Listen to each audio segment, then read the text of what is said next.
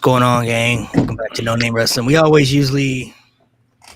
we always late, man. So apologies. Yeah, Um, what time it is? today, today we're gonna be doing something a little small, a little simple, nothing too crazy. We're gonna do a little tier list ranking here in a little bit about certain superstars just currently today in WWE and AEW. How it's gonna be ranked the tier list. We're going to rank the tier list based off everybody's presentation right now where they're at. So everybody's current presentation is not going to be good. So it's a mixture of some mild superstars, maybe some top superstars in here, but based off their presentation, we're going to rank them where we see them right now. So it's not based off like all time. It's not based off of skills and who's better at this and that. It's just based off of how they're presented, which we cannot control. It's not in our control how they are presented. So if we say somebody's ass, that's just based off how they're booked, unfortunately. So it doesn't necessarily mean that we think they're ass. Just maybe they aren't booked properly. Maybe they aren't structured, properly and everything. So that's how this is going to go today. And then we might talk a little bit of evolution, a little all in as well, which is going to be going down next week. And we could dive into some evolution real quick because there's some things that I actually want to talk about. Evolution and All In, 3 shows in 2 days. Trust me, nobody cares about Saturday Night Main Event. Yeah, Saturday Night's Main Event is going to be there, but I feel like for Evolution, I can't really say I'm surprised how the show looks. First off, I still think 100% this will be one of the best shows of the year when it comes to match quality. You look at every match on the card, I think the show is going to hit, like crack in the 80s when it comes to the match quality. But as far as the builds, can't really say I'm too surprised at the lackluster of builds when their top champions, Io Sky and Tiffany Stratton, are like really non-relevant to the product right now, which has been a consistent pattern, unfortunately, for the women's division. Like they have yet to book a really good women's champion or world champion on the main roster, and I don't know how long. Like it's been a consistent pattern that's become lame and annoying at this point, which there's really no excuse for it at this stage. It's like in the beginning, give a little pass for it, but it's been some years where it's been a consistent pattern issue. So the lackluster of builds going into this pay-per-view doesn't really shock me. I don't necessarily think that's going to affect how the match is going to look, but you look at the top champions right now, Io Sky and Tiffany Stratton, since WrestleMania 41, they haven't really done much. Io barely wrestled. The women haven't been booked well since Bianca and Becky held those titles. Yeah, that's the last time those titles were booked properly. Io hasn't been doing much on TV, hasn't really done much since WrestleMania 41, and Tiffany went back into a feud with Nia Jax that we already saw before, so that was repetitive. So it's like, what have they really done? Like, they haven't really done too much with their top champions. So if their top champions aren't even presented as quality of feeling important to the brand as far as like making them stand out where they feel like actual superstars, I don't think we should really too be shocked, honestly, by how things are looking for Evolution as far as storyline based. Yeah. Well, first off, everybody, if you haven't done it already, I need everybody, if you're watching on your phone, go ahead and minimize the screen so you can still watch, and go follow and subscribe to No Name Wrestling Podcast, please, if you haven't done it. We're about 15 away for 200, but we're on the road to 500 right now.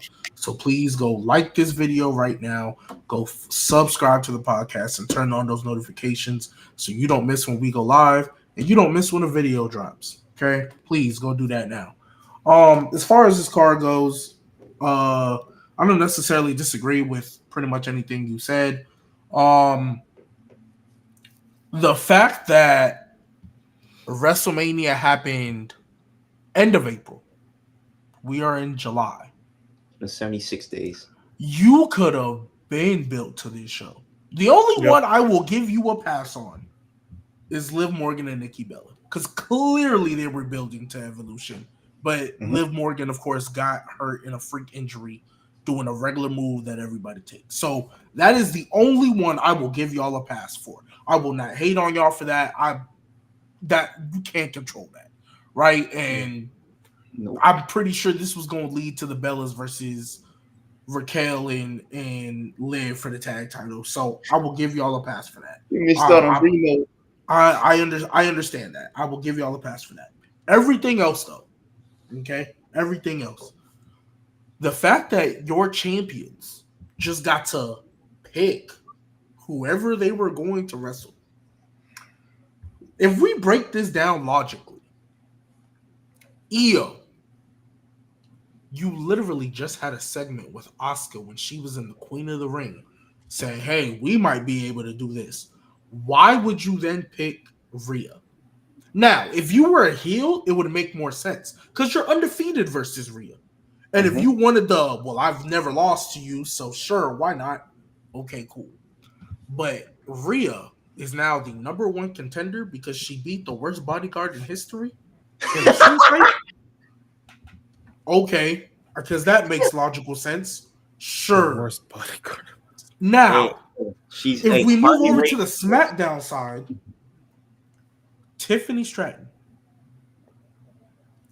We had to regurgitate the Nia feud. Okay, whatever. Out of everybody you could have picked on the roster,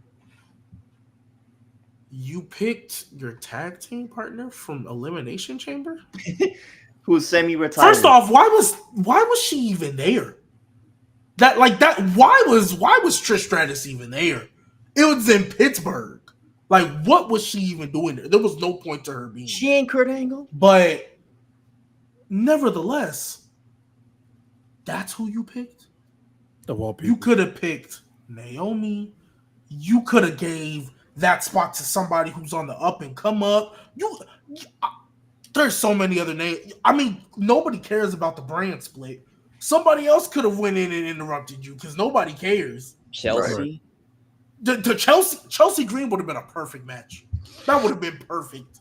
Yeah, if Chelsea Green would have came out and interrupted. This is just more of what I feel like they were doing with Tiffany going into Mania, just having her beat somebody who's established to kind of boost up her resume even further. That's all this match really is.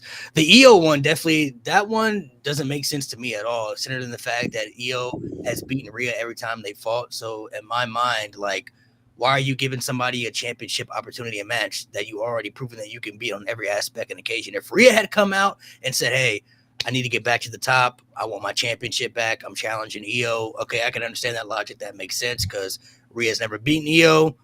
Rhea wants to get back the championship. Io's the person who beat her from it. I get like she wants to overcome that obstacle. She wants to defeat that kryptonite. But Io came out and could have picked anybody. I could choose anybody I want to face. I'm going to go face the person that I've already beaten multiple times and know that I can't beat, even though she said she wants to face the best. And Rhea is one of the best they have in the women's division, 1,000%. But you already know you can beat this person. You've proven it every time you fought her, no matter whether it was an NXT or the main roster. You've beaten her every single time. So the fact that it was kind of like ass backwards booking when it comes to like, I can pick anybody, I'm going to pick this person over here. Oh, and I've beaten that person every time we fought. That to me didn't make logical sense. The Trish one I can understand because, like I said, I look at it more of like they want Tiffany to beat Trish. They want to boost up Tiffany even further. I get it. It's kind of how I felt with the Charlotte match. Like when Charlotte won the Rumble, Charlotte didn't need the Rumble win, but they wanted Tiffany to have a big win at WrestleMania. So, Charlotte was the option. I get it. But in 2025, is beating Trish really doing shit for you? No. I mean, to WWE logic, sure. To us, probably not. It's for Io. It just seems like, I don't know. She just wants an easy win. So I'm like, who the fuck did I shit on like multiple times? Oh yeah, this bitch. That's what it seems like. That's cool. That's how it kind of feels, though. It's like, but all this could have been a simple fix, even if you wanted to do the I'll let my champions choose. All you had to do, triple threat, 1-on-1, fatal 4-way. A bunch of y'all ain't have no problem before with, let's play the everybody stand in a circle and interrupt each other and cut a 2-minute promo about why you should be the number one contender. That's all they had to do. Okay, bet. I know what we're gonna do. We're gonna do a triple threat, brother. Winner gets to face me at Evolution. That's literally all they had to do. And they could have did it on for sure. I mean, SmackDown, I don't know, because I don't know who else could have been in that match. But like, we know the plan. And my other frustration when it comes to this booking, and both companies do it, but I'm mainly talking about WWE right now. If you are trying to make an illusion that, hey, we don't know who's going to be the next challenger, do not start a feud with one of the challengers before the matches happen. They do this all the time. Let's just say, for the sake of argument, let's say Asuka and Rhea, right? Let's say they were going to have a number one contenders match. You know what WWE likes to do? They like to have Io, who was the champion, start a feud with Rhea before the number one contenders matches happen. You're clearly telling me, because y'all don't start feuds, that you aren't going to pay off. You're clearly telling me, oh, Rhea's winning. If she starts a feud with both of them, okay, that's a little bit more, okay, there's still some intrigue. Or if she just don't do nothing. Because right now, if Asuka and Rhea had a match for a number one contenders match, genuinely wouldn't know who's winning that. Because Asuka just came back and they immediately put her in Queen of the Ring. There was genuine like, oh, she could win. She probably won't, but she could, right? There was genuine thoughts about, okay, maybe she could. Asuka, at that point, would be like, hey, there's history with her and Io, former Damage Control members, that whack-ass group, the Japan history behind it. We could tell that story. And even though I still think that's the plan for SummerSlam, Asuka wasn't even on Monday Night Raw, if I'm not mistaken. Nope. Like, she wasn't even on the show. There wasn't even like a backstage segment. You're playing 2K. So it's like, there's so, and it's little things that sometimes I think we have to realize the little things matter when it comes to just basic storytelling that can literally change entire viewpoints of how this is going. All you had to do was have a number one contenders match. Even if Asuka would have lost, I would have hated it a little bit because, like, it's another pin. But Asuka can get it back at SummerSlam. They're having a battle royal. You could have just put Asuka back in the battle royal, right? So, like, that works, right? If Asuka would have lost to Rhea and won the battle royal, I probably would have forgiven it. Like, okay, cool, whatever. We're still getting the plan. Right. That's my issue, really. It's like, they're just picking, and then out of all the people you could have picked for a pay-per-view that, let's just be blunt, guys, is supposed to be showcasing all these women and women empowerment, and look how far women have came. They don't care. They don't care anymore. No. Yeah, You can tell by this build. This is bro. Evolution. And the fact that there's only one. The fact that there's only one NXT match on here is blowing my mind. The fact that there's only one NXT match on here is blowing my mind. All the other superstars. It's the NXT Championship match with Jordan Grace and JC. I mean, which that one I expect. That one obviously. Yeah. One team. The only way I'll care about the battle royal too. The only way I will care about that is if the NXT team actually wins. And to be honest, too, they're probably gonna that JC Jane and Jordan Grace match probably gonna change too. That's probably about to change anyway. So, what do you mean that's about to change? Because JC Jane's having a match with Monster Slamovich, it's title for title, the TNA Championship and the NXT Championship. The winner faces Jordan Grace at Evolution. So for both titles, yeah. So it's title for title match. So they're gonna give Jordan Grace the TNA title again. Yeah, I was going to say they're probably gonna have her. They're probably going to have her beat Monster Slamovich because Masha's the one who beat Jordan for it. And they're probably going to have Jordan go back down to TNA to help out the women's division down there to make it a little bit better. So Jordan Grace, who was already a TNA Women's World Champion, is about to win the TNA Women's World title again because, hey, you signed with WWE, but we need help over here. So please come be. That weak-ass division. Man, they don't even try with the women, bro. The thing is, when they did Evolution the first time, you could tell, like, the women's division was literally the best part of WWE outside of Black and Gold. They were literally the best part of Raw and SmackDown, and now they just, like, so when they did Evolution at that time, it was like, okay, makes sense. There's builds. They care about mostly for what they're doing. Like, Becky Lynch was the hottest thing in pro wrestling. So it was like, all right, this year just feels like, we're tired of hearing these people bitch and moan that we want another Evolution, so let's just give them one. Basically, here nigga damn. But it is a here nigga damn, and I guess I'm really not trying to stick in the whole this is what you should have done because at the end of the day we're here, so you got to deal with what you got. But I just keep thinking back to the fact that Nikita Lyons is still employed. Yeah, that's what I say. But Cora Jade gone. Jakara Jackson, who was The TNA match, that's afterwards. So whoever wins the match at Evolution faces Masha Slamovich at Slammiversary. So they're for sure. I mean, honestly, that's the title for Jordan. Match. There's no way Jordan Grace isn't winning because, in my opinion, Right. JC Jane was always going to get a short reign, and calling her female Jey Uso. That's crazy. JC. Well, it's not that she's a transitional champion because they didn't want Jordan beating Stephanie. That's how I view it. They didn't want Jordan beating Stephanie, and they moved up Stephanie to the main roster. Another woman who ain't been on TV in God knows how long, unless Stephanie LeClaire is injured, and unless she's been on NXT in the past couple of weeks because I haven't. No, she's been doing like the little promo segments because she already said she's gonna be in the Battle Royal, which I think she might win the Battle Royal. 2K with Oscar. I mean, I just your women's division, even with all the cuts and the stupid decisions y'all are making, it's too good. Other than your tag division, your women's division is too good for it to be this dope. Yeah. Right? Like, hey, you found a way around this tag title situation. Boom, Roxanne. All the Judgment Day have gold for the second time in their tenure. Let's just think about that for a second. That's kind of they have all the gold and for no the second time in their tenure. And Finn Balor got to win, man. And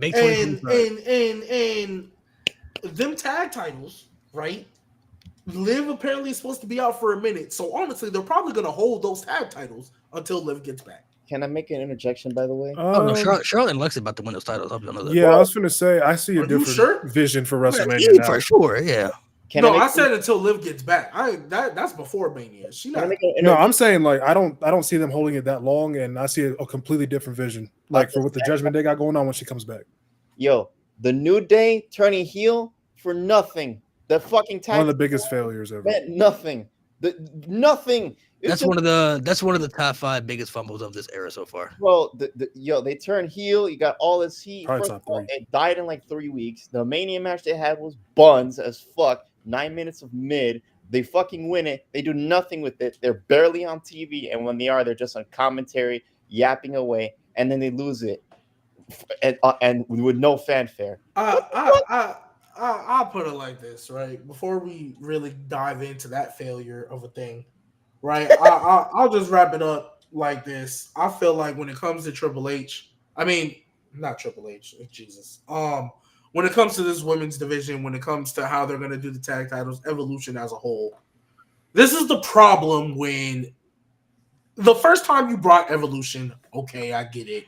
All women's pay-per-view, fine. Women's wrestling has came a long way, right? Also, they only did the problem with that is that when you do that now, you either have to deliver on that every freaking year, which that's just impossible for them to do. There's no way they're ever going to be able to deliver every single year on the same show because this is not NXT Black and Gold. And the second problem they have is that when they don't do it, it's kind of like a damned if you do, damned if you don't.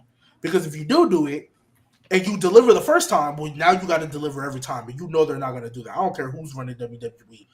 I don't. There's not the only company, the only brand in any company that I felt has consistently cared about women has been NXT. TNA would probably be in second place. Obviously, there's Stardom, obviously, but that's a little different, obviously, with the content. But I'm talking about AEW. They might care about the women now, but that was not always the case. They had their bad same for a while. They had their same slot for 20 minutes on every show, and that was it. Bro, Britt Baker was their number one. That's all I need to say. TNA, I'll say they come in second because you don't like DMD, bro? Soraya's world champion. DMD. Okay. Yeah, I feel like the women's there's just no reason this should be this bad. Honestly. Yeah, there should never be a bad excuse now with the type of talent they have in that women's division as a whole. Like you have all the women's division in the world to do the right things with, and they choose not to. When it comes back to the New Day heel term, genuinely, when I say this is one of the top 5 fumbles of this era, I'm talking about in the Triple H modern era since he's taken over creative booking.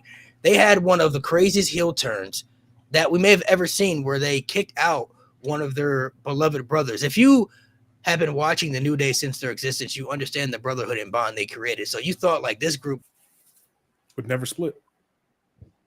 Oh, shit. Oh, okay. I thought it was just me. All right. Oh, yeah. Kicked Big E out for them to turn heel. Can you hear me now? Yeah, you're good now. Yeah, Okay. you're good. Larry Sabisco got you. You're safe now. I don't know what happened, but anyway, the New Day turning heel, I believe, is one of the top 5 biggest fumbles of the modern Triple H era. When you look at the fact of the New Day's brotherhood, you understand what they were as a unit and as a team, and you thought like that would be the one group to never break up, and it would make sense for them not to, but then for them to kick Big E out of the group and have one of the craziest heel turns, which I said I thought Kofi was going to turn with Xavier. A lot of people thought Xavier and Kofi were going to feud against each other. I'm like, no, I think it's going to be a swerve. I think Kofi is turning heel with Xavier, and they're about to go on this crazy tag team run and win the tag team titles and all that stuff. We get nothing like that. Sure, they won the tag team titles, but the New Day, even when they won the tag team titles, they were in the same spot they were when they were the stale baby faces, during their later years. They did not feel important to the brand. They did not feel important to the product. They didn't feel contributing to the brand they were on. They just felt like they were there. It felt like they were just there.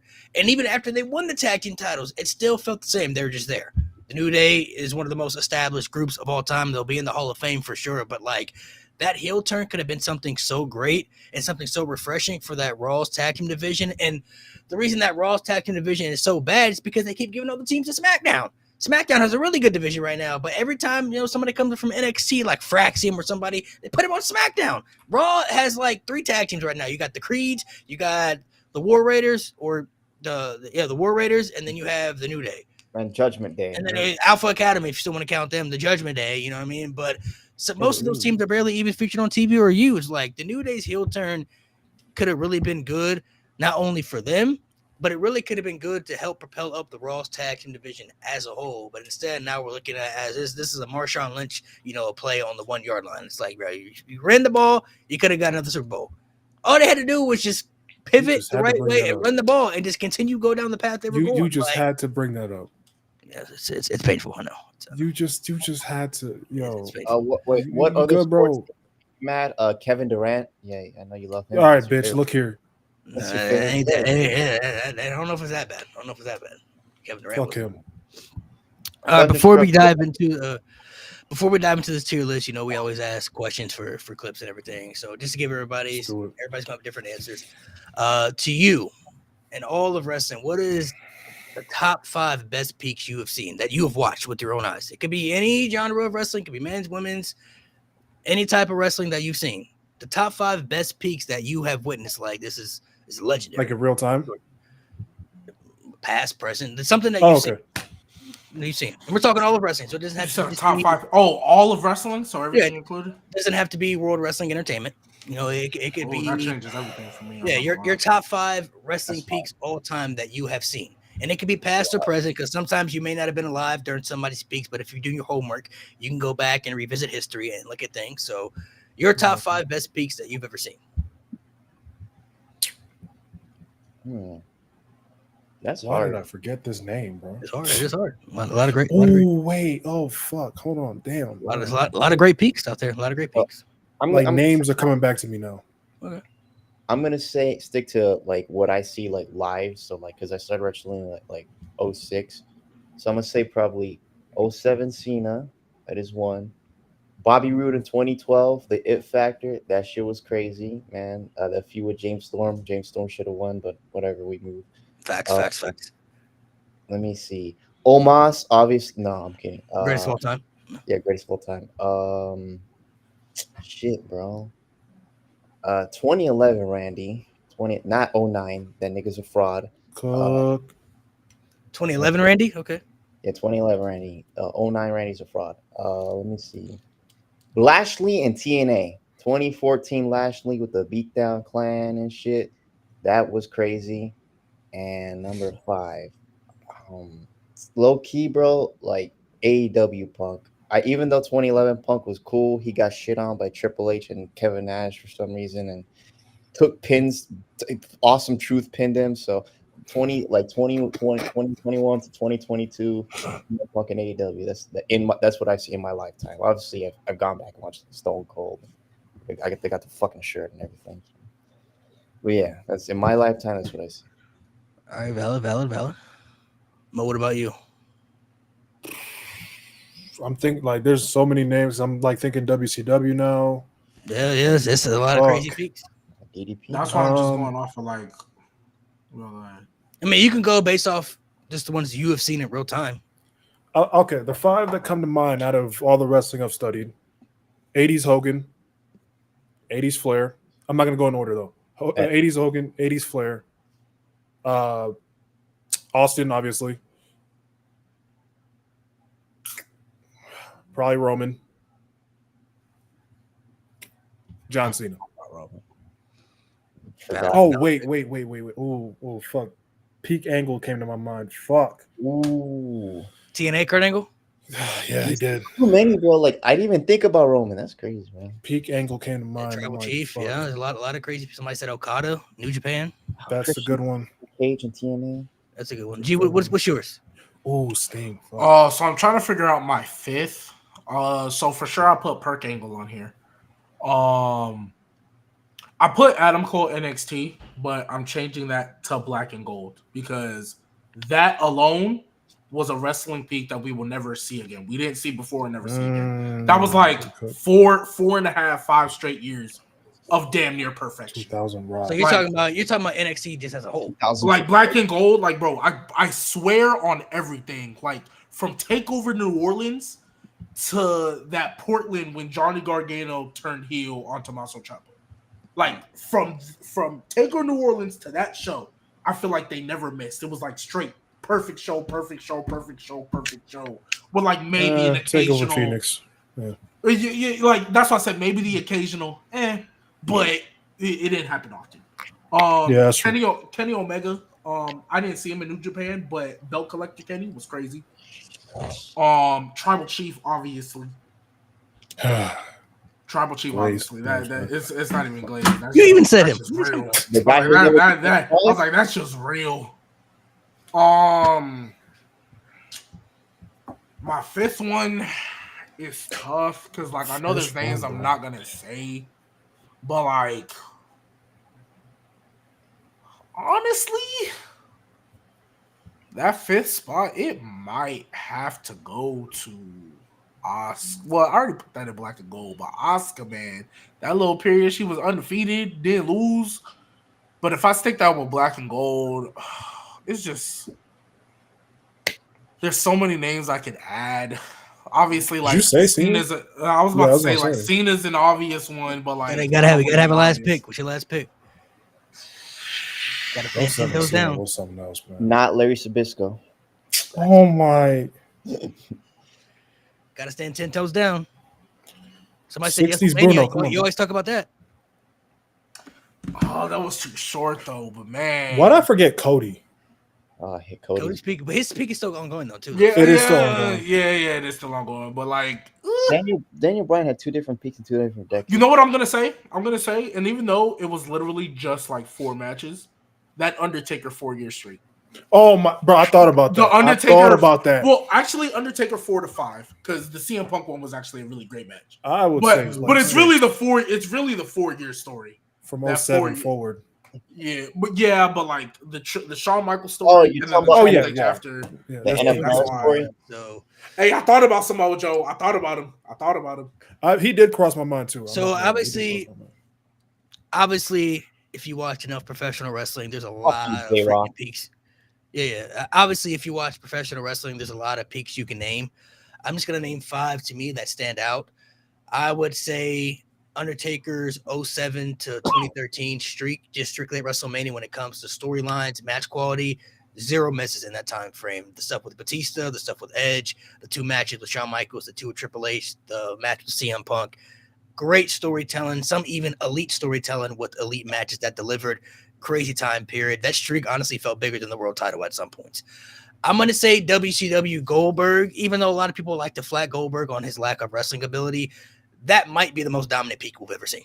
I'm not gonna lie to you. 176 straight wins where he was definitively destroying people and you firmly believed it. Like, yeah, that guy's a monster. Like, he may not have had, 3 moves in his moveset, but his entrance had crazy aura, his presentation had crazy aura, and you believe that he could legitimately beat and destroy anybody he was in the ring with.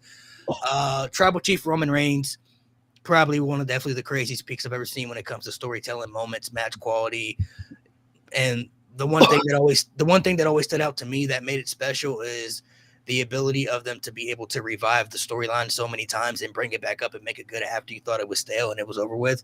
Don't know if I've ever seen a storyline like that at that high level. I got to say, Stone Cold Steve Austin. I mean, that's probably the biggest star we've ever seen in wrestling history. I'm not going to lie to you. His popularity peak is insane. Like, that glass shatter, bro. Different type of pop right there. That Stone Cold pop is different. And then last, to be a little different,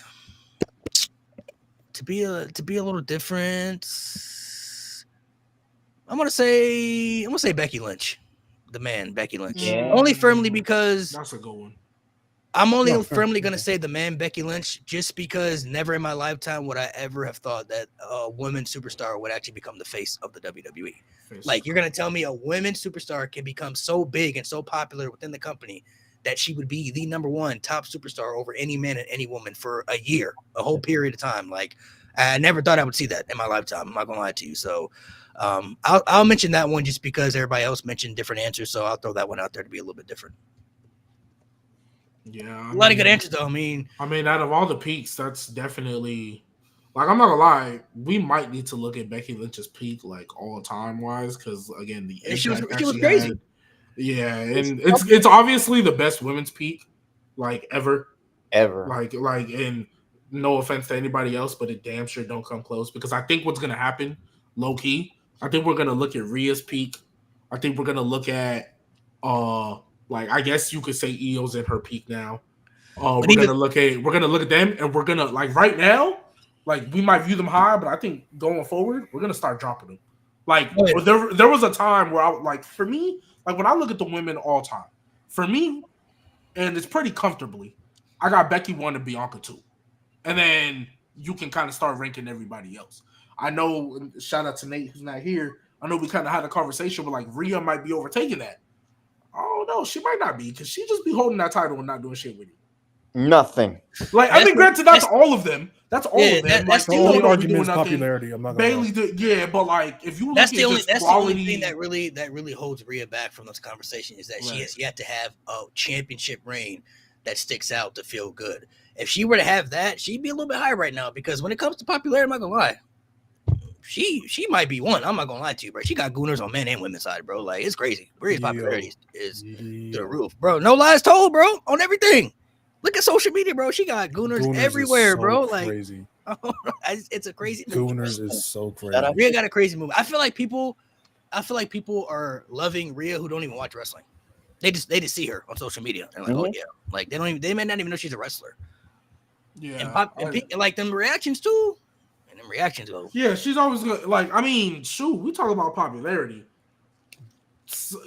Granted, I'm gonna give her credit because she made it out the mud, but Liv Morgan was popular when she sucked. Liv Morgan, like, I went to a show before she was really started cooking, and she got one of the loudest reactions of the night. I was like, oh, okay, like, she was popular. You know what's popular too? You don't like them Bellas, bro. They got that movement.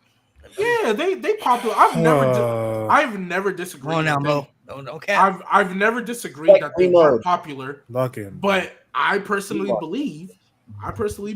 No, I only brought it up because you said Liv was popular when she was asked, even though the Bellas wasn't that great. They still No.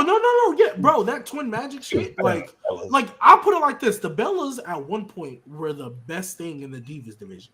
Now, when the bar's already in hell, you feel me? It's easy to do that. But up until AJ Lee really started popping off, yeah, the Bellas and Kelly were probably the best things you had going on for that women's division. Late 2011 WWE. Hey, good Lord. Respect Eve Torres, bro. Yeah. She was pretty decent. Eve Torres was pretty decent. Yeah, Caitlyn was nice. You know, there was some people that could move and do something, but they weren't pushed like the Bellas. Like, I mean, shoot, we got people calling Alicia Fox a legend. The fact that was a debate at all, and she was on Team Bella. Name 3 good matches Alicia Fox had all week. Greatest SummerSlam match of all time, bro. Melina versus Alicia Fox. That is the worst match of that card. That's saying something. Hey, y'all remember she was on Team Bella, and I hope everybody knows this. The reason we got this whole women's revolution is because we got tired of seeing Team Bella. I hope y'all know that. It's because Team Bella was basically running a weak women's. Well, logistic. That was kind of part of it. It was also because the women's matches would be like 3 minutes on TV, bro. Like they'd be out there and go out there. It's been like that. I mean, it's been like. But that. it got repetitive, especially because NXT started to get big at the time. So when we watching Bayley and Sasha and Charlotte on them down there having bangers in NXT, we like, what's up with the main roster? What y'all doing? Right. But you can say that about the men's main roster. Like you can say that about that. The men's has always been. We always know the men's have been the vocal point of wrestling, though. Like it's always no. I feel you, but I'm just saying, like women's wrestling changed after that. They started caring about it a little bit more. NXT Bayley, and they still didn't care about the men's wrestling. Yeah, like I'll say other peaks that I definitely wanted to mention that I didn't mention. Somebody said NXT Bayley, but I got it. Brock Lesnar that 02-04 peak was insane. Oh man, yeah. Rookie Kurt Angle, that shit was crazy. Okada in New Japan, definitely got to talk about that. Kenny Omega in Japan, that one was crazy. SmackDown 6, man. Big Balor. Oh yeah. 15 Balor. Yeah. 2014 Daniel Bryan's peak. Even though the execution afterwards didn't go well because he got injured, that whole build, that to me still the greatest underdog story I've ever seen. I don't think I've ever seen an underdog get that popular and that big at that time. Other than Johnny Gargano, that's the only one that rivals it. The Johnny Gargano. But even then, I can't say so because they turned on Johnny like quickly after he won the championship for Adam Cole. Like Daniel Bryan, bro, I firmly believe. Oh, but no, I mean, okay, I get that's you, but I'm saying like how beloved. I know what you're saying. I know what you're saying, but I feel like Bryan is still one. But like the reason Bryan is one is because there was nobody turning on him, bro. Bryan was so big it affected other people's movements, bro. It literally affected Roman Reigns as a babyface. It affected Batista's comeback. Batista, who hadn't been seen in wrestling for years, and they booed him just because Daniel Bryan wasn't in that Rumble. Roman Reigns won the Royal Rumble and was literally never accepted as the babyface just because Daniel Bryan got eliminated in that match. Literally. His movement was crazy. Like it was so crazy. It was like, bro, you couldn't put him in the ring with anybody at that point and convince me that somebody was gonna get cheered over Daniel Bryan. That's crazy. No, Daniel Bryan's first peak in 2004. Ring of Honor. That you know what I'm talking about, man. He main evented WrestleMania in 2004. I know you're talking about, yeah. Oh, you stupid. 2004. Tony Angle. I will say though another peak. 2005 Batista was Tony Storm peak right now is Tony Storm ridiculous. Mercedes having a crazy run too. Mercedes having a crazy run. Tony Storm. I can give Mercedes some love. She had like a Cody. Somebody mentioned Cody earlier. Cody's having a crazy peak as well. Is Tony Storm winning this match? Is Tony Storm winning this match? Too, bro. The Intercontinental She better. That shit was crazy. She better. Honestly, Tony Storm is already like a 4-time women's champion. I don't know if she's winning this match. I don't know if I honestly don't know. It's kind of 50-50 for me. It's 50-50 because that's been Mercedes Moné like whole gimmick. Like she wants to win all the titles. And I'm glad they gave her the TBS one off rip. Like great. But when Tony Storm beat Mariah May that last time, I was like, okay, she's a 4-time women's champion. Right. We're probably getting the Mercedes win. Like realistically, right? And I know this is crazy to say because it's Mercedes the way she's been booked, but who could do more with winning that match, Tony or Mercedes? Neither. I'm not gonna lie, it might do more for Mercedes. Oh no, Mercedes wins another belt. I'm so moved. I'm not gonna lie. But understand. Love her, but Lord. No, but understand though. Tony is already a 4-time champion. And if we want to keep it a buck, I'm not even trying to be disrespectful. But a good amount of the titles she has, nobody cares about. I agree with that. That point, I agree. A good majority of them don't care about them titles. Yeah. Right? We care about the TBS one. I'll give her the New Japan majority of those titles, maybe the CMLL one. Majority of those titles, a lot of people can't even name them. Like exactly. What promotion they're from? Like that's why I said the New Japan one. I can give you that one, right? And the CMLL maybe. I don't know. I don't know. Besides, other than I don't know if I've ever seen somebody have 6 titles other than Kurt Angle on TNA when he had all the championships at one point. Other than that, every single title. I don't know if there's anybody else that I've ever seen have 6 championships. Like we've seen people have 2, 3. How many did Kenny have? Kenny had 3. 4. Oh, Kenny had 4. He had 4. Yeah, Kenny had 4. Wow. She got 6. So that's why I'm saying like even though she's won. Kurt Angle was kind of. Now that I think about it, Kurt Angle was kind of crazy too because he had the tag titles by himself. That was nasty. That was nasty. He really did, bro. He had the New Japan TNA World Title, the X Division title. He had the tag titles. But like, it was nasty. But that's what I'm saying. Like, I feel like when I just look at, if I just thought logically about this, because they kept them apart for a while. These are your two top stars in AEW. Mm-hmm. Realistically, Toni Storm, she's already a 4 times women's champion. I think she won because I don't remember everybody she beat like for the title, but she won the Mariah May feud, which is probably Toni Storm's biggest feud that she's had. Right? Yeah, for she won the Mariah May feud, which that was kind of like stamping you. Remember when she was the interim and she hated that shit? And then she came back and was like, yeah, she's even been blunt. Like, I hate this interim shit. She became a 3-time, then a 4-time, right? Facts. If you look at it, Mercedes Moné, even though she got 6 belts, again, we don't really only care about 2 of them, maybe 3, maybe. I think she could do more. And I personally think, like, even though I rock with Toni, I feel like this is Mercedes' match to win. Because if she does not win this match, I'm not going to lie. It might be dragging it a little bit, but if she doesn't win this match, are people really going to care that much anymore about the TBS title? It's Mercedes Moné at the end of the day. It's Mercedes Moné. No. It's Mercedes Moné. But if it wasn't her, if she loses to Toni Storm, that's gonna. It was already a secondary title to begin with. But I think Mercedes Moné has done a good job making it feel on equal footing. Yeah. If she just loses this match, I think it goes back to being a secondary title. I think Mercedes low key is like she will gain more because Toni Storm winning this will just be another defense in the book, and she'll go off and feud with whoever else you want to make out with. Right? Mercedes, though, this is like, yeah, I'm really top of this division now. I hold both these titles.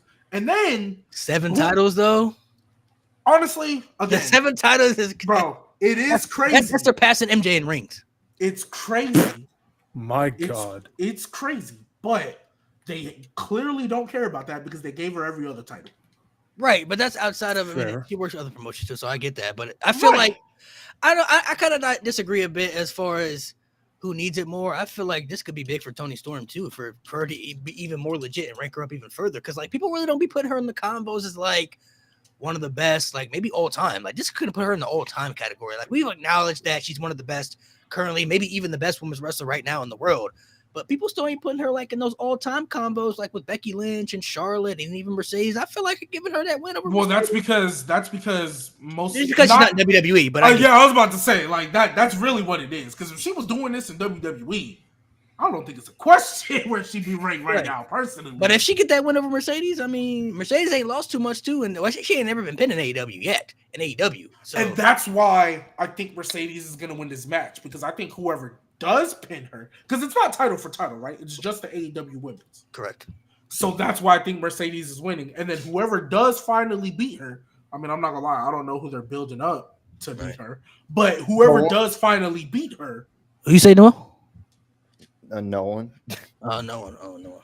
Whoever does finally beat her, I don't think they have that person yet. Like they don't have that person as of yet, because you never know who gets fired. Athena. Athena. No, they hate Athena. They hate clearly. They hate Athena. Athena could have been a TBS champion, and I don't know what she's doing. Super chat. Before we get into the should be on freaking TV. Liv fans will crash up behind her. I've never seen anything like Liv reasonable personality. That you can't. XFX. I got some other questions here. We're gonna answer. Karen asked earlier, "Do you think TKO?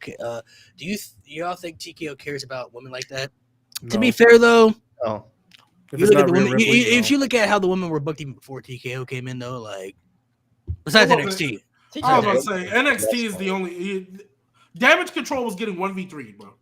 Yeah, get it solo. Nate, I agree with you. I for sure think it's Mercedes. Like I would be shocked if Mercedes didn't win this match personally. The fact EO's first title defense since Mania is pitiful. That's crazy. The Women's Intercontinental Championship feels like the world title more than a world title. That is also true. Because of who's holding it. Let's get to this tier list. Let them know. Let them know. And I will say, I will say though, I am mildly excited to see what Julia does with this U.S. title. Mildly excited because I know how they can book, but I'm mildly excited. I think she might cook. I think she genuinely likes it. If they get out of her way and let her cook, yeah, for sure.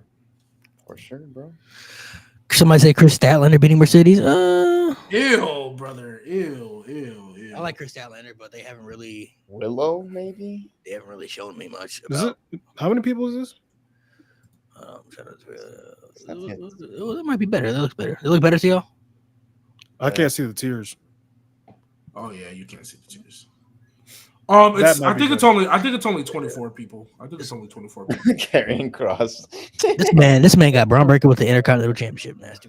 I'm not gonna lie, bro. I'm not gonna lie. I took the PNGs that would work because there were a lot of them. They were like too big to fit, and like Jeff Jarrett, like all you saw was his bicep. So I had to get an old picture. Like Jeff Jarrett.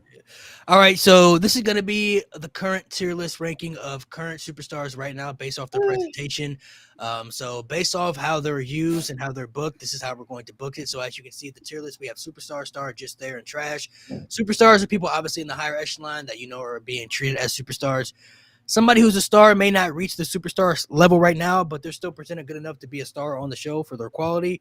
Just there is somebody that we mentioned earlier, like the New Day. Like they feel like they're just there. Like they don't feel like they're doing anything. They're just existing.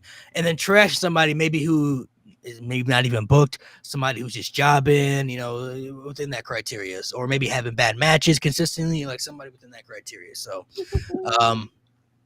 to read off the tier list people, we have Deonna Purrazzo, we have Naomi, we have Red Velvet, we have Toni Storm, we have Chelsea Green, Chris Jericho, Lyra Valkyria, Tiffany Stratton, Adam Cole, Powerhouse Hobbs, Will Ospreay. We have Jon Moxley, Braun Breaker, Carmelo Hayes, Karrion Kross, CM Punk, Cody Rhodes, Dominic Mysterio, Jey Uso, Jeff Jarrett, Julia Hart, Ricochet, Mercedes Moné, and Io Sky. Hey, we got a super chat. Damn, look at that. Look at that. Now you a bot. Anything you want to say, Mo? I I don't know if you want to. Is in top 10. You are a bot. What the fuck? I don't know if Who said it? Oh, yeah, anything you want to say real quick, Mo? Put a big screen on you because he kind of came at you crazy. So Fuck Nate. Yeah. Going bald.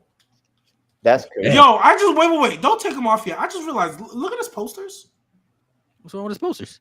No, I just never realized like what you actually have. I see Well, the look at that. Shield. I see Roman Reigns. Roman Reigns Glazer back there. Yeah, but he don't want to put him top 5. Yeah, it's crazy. Yeah, because I'm objective. Are you? Because Jeff Hardy's on your wall. And Hold on, let me flip this. Come to him. Jeff Oh, Hardy's here on you there. go. Yeah, you want to take that down? Jeff Hardy not top 30 on my list, so we can. Take that down. Hickenbottom. Yeah, take that down. Take that down. He said Hickenbottom. That's all right, brother. Hickenbottom. Go ahead and take him down. He said Hickenbottom, brother. Let's Aren't see, you, bro. yeah, Where's the Omos, bro? It's crazy. Oh, you're right. I gotta put him like right up there, very top. Man, you better than me. I got Tyrus and Kevin Nash on my wall, bro. Ooh, that's Lock bad. in. All Take right, that down. fellas. Let's get into this tier list. I don't know where G went. Where'd he go? He went off the camera. Oh, that's nasty work. That's diabolical work. I'm gonna let you. Jag, bro. Where did he go? Did he go off the camera? Where'd he go? Did I just get hit with a riptide? Fuck. Larry Sabisco kidnapped him. That's unfortunate. You and Larry Larry Zbysko, Zbysko, bro. Like, Piece of shit, bro. it's a strange person to hate in 2025. Shane I'm not gonna Douglas lie. too. Shane Douglas is also terrible. Another random ass And person to Jeff hate Jarrett. in 2025. Fuck you, Jeff Jarrett. Yo, you want to give your I'm put you on the big screen. You want to give your list of people you hate? You said it the other day in Okay, Discord. easy. Larry Sabisco, Jeff Jarrett, Shane Douglas, Stevie Richards. Let me see who else. Logan Paul. That's a basic one, but yeah. What about Flex Kavana, bro? Flex Kavana. Yeah, Flex Kavana, that bald bitch. He sucks dick. Also, his movies are ass too.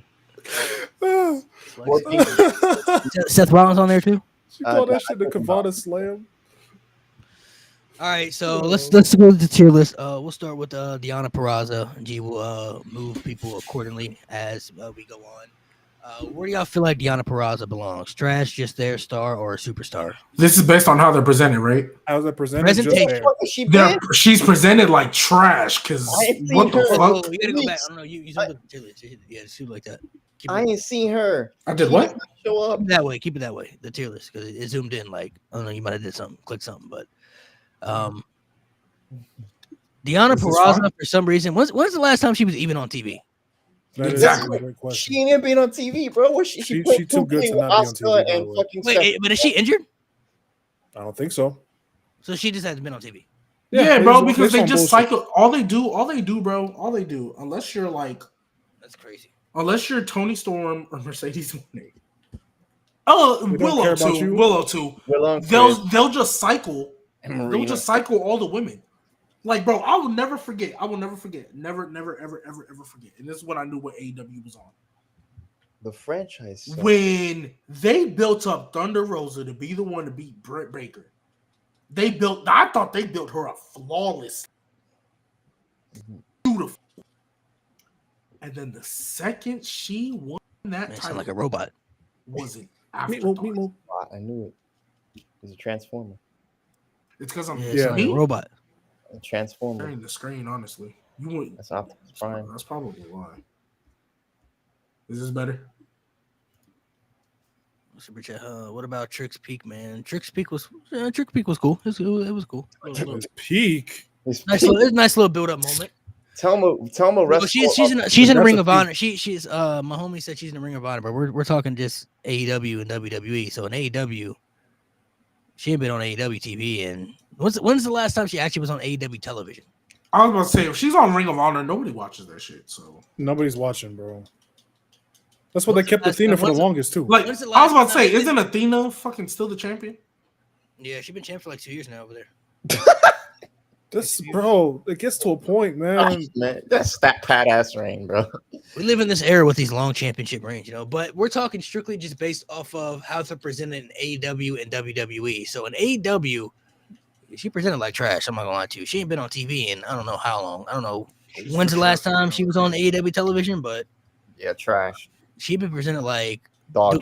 dookie water. Dog biscuits. What about Naomi?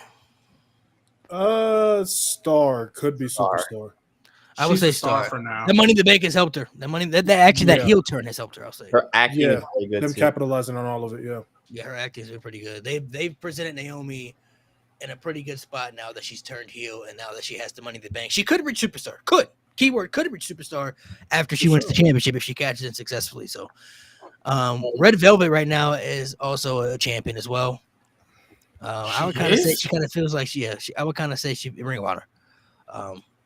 I've I'll seen give you her one. recently. At least Then just there. If we're I talking would about kind Ring of of Honor. I would say she kind of just there. She kind of just there. I've at least seen her. That's more than Diana. Hold on, y'all. Hold on. Yeah, because I've seen her a few times. Deonna Purrazzo actually I'm gonna actually look up the last time she actually was on the AEW TV. They're presenting her like 'Cause she's. I remember when she debuted, and it was like kind of a big deal, and then they just Bro, it was a huge deal. They're presenting her like she's Shane Douglas, bro. That's disrespectful. bro, again, it's 2025. And he should be hated until 2045, brother. Then again, GB hating on Kareem, so I mean, Well, Kareem has talent. Shane Douglas is not. that's insane. Dean ain't nobody moved by Dean Douglas, bro. No, facts. Didn't that nigga lose the IC title in like 45 minutes? Yeah, exactly. Yeah, because he sucks. They're trying to tell me Repo Man not better than him. Repo Man clears, bro. Repo Man top 5. You don't believe this. 478 days as champion. All right, that's more than his 406 Mickey Mouse ECW title reign. Fuck him. What's wrong with Repo Man, bro? Nothing. Repo Man top 5, bro. That's what I'm saying. He's What's up up there with you, with the coach and Omos, bro. bro? What you mean? Don't you know that annoyed sign, dude? My fault. All right, so where are we putting Red Velvet? I would say she kind of just there.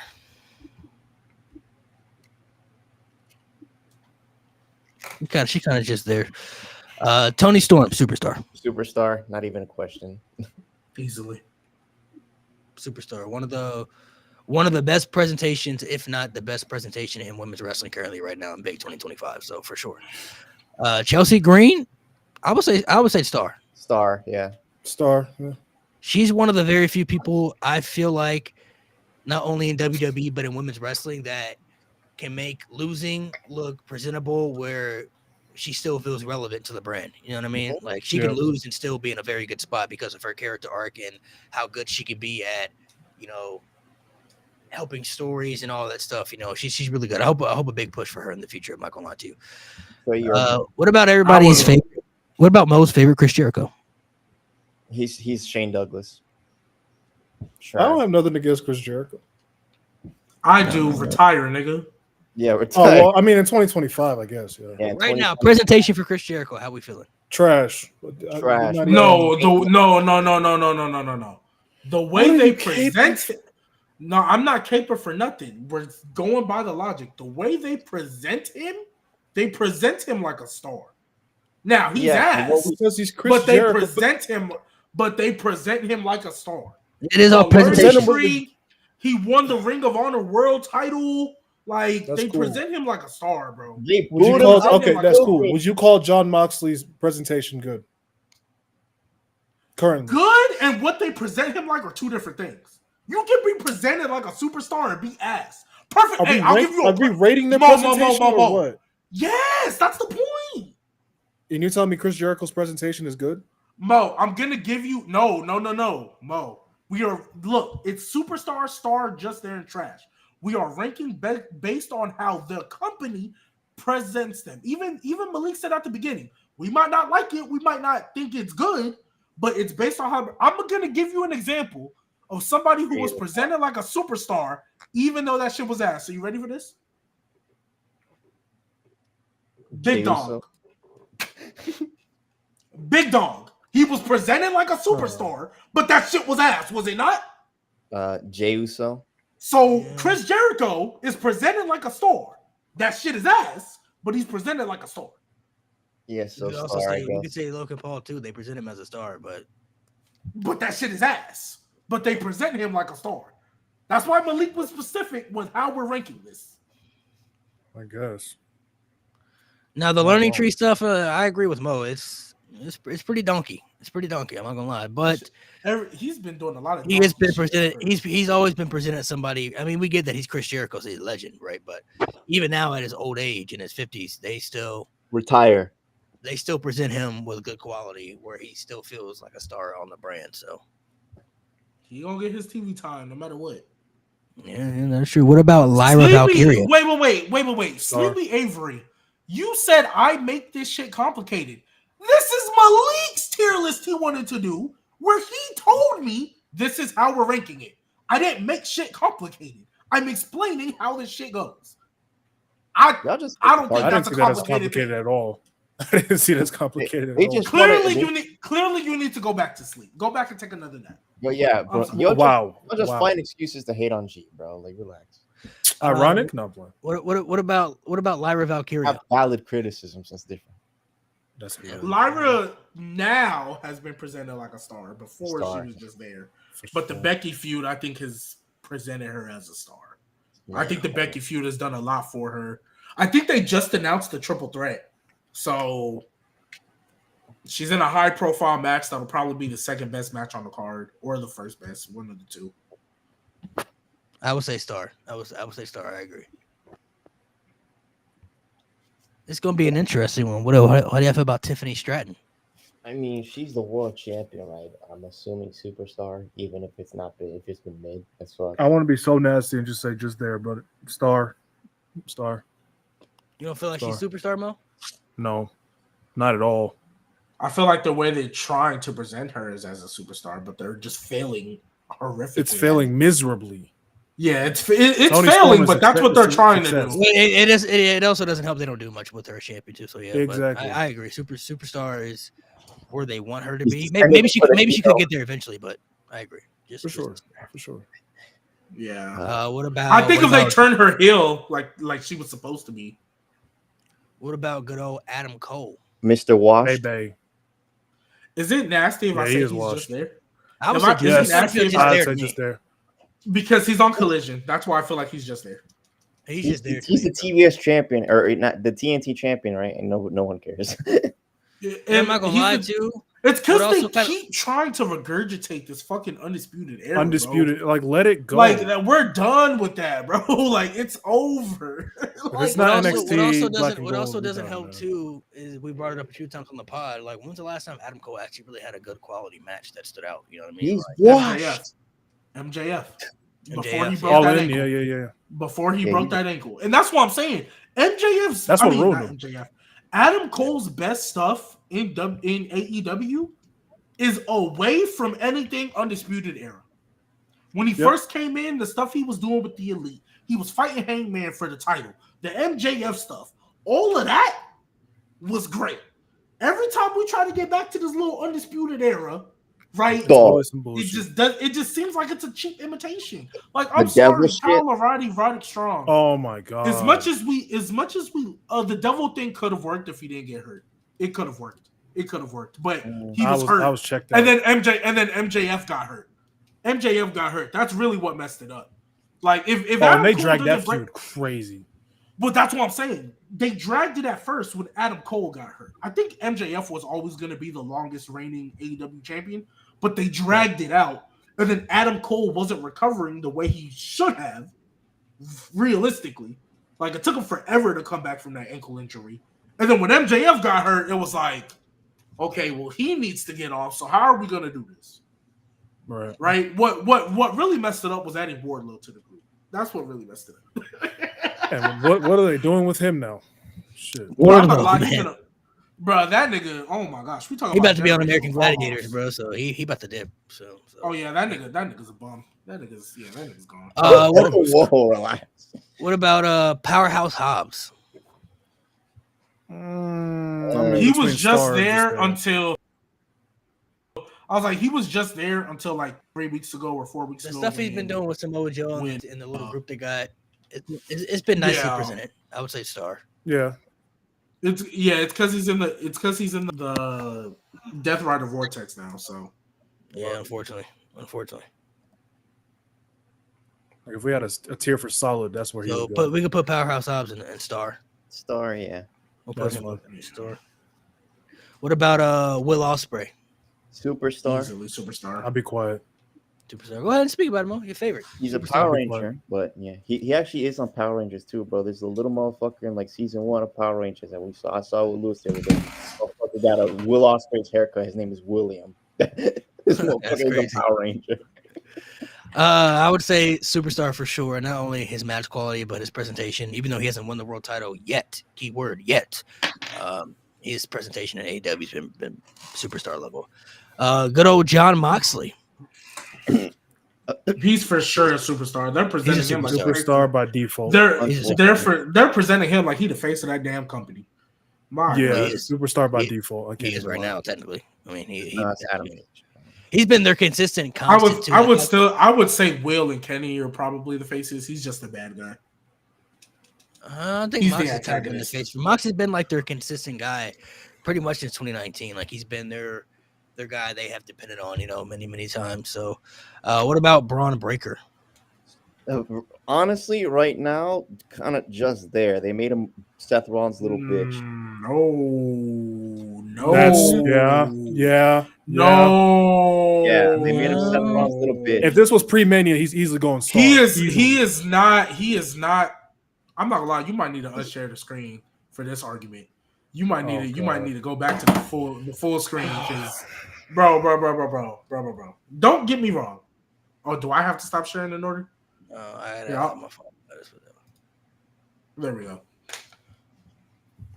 I get this is not the position Braun Breaker has obviously the potential to be in, right? We know he can be a main event talent, right? A consistent main eventer. We know that. Mm-hmm. But he is not Seth Rollins' little bitch. When I hear little bitch, I think of like when Roman. No. Because when I think of like little bitch, I think of like when Roman was smacking this nigga Jey Uso and Jey Uso wasn't doing shit about it. Like that to me is like I'm abusing you, I'm taking advantage of you, and you're not doing shit. How about lackey? How about lackey? Is that a better word? Now. If you want to say lackey, I don't like that word, but that's just gonna get into some. Yeah, that's kind of how he feels. But Braun Breaker is now with Seth's group. Braun Breaker is now one of Seth's enforcers. But I don't know if y'all see it. This is clearly Evolution 3.0. Clearly. Yeah. This is clearly setting up for Braun Breaker to eventually turn on Seth with Paul Heyman. The thing is, we all understand the concept of what the future looks like. We all know that Bronson Reed is probably going to be a world heavyweight champion. Bron Breakker is still undoubtedly going to be the next face of the company. But this is Evolution 2.0 backwards.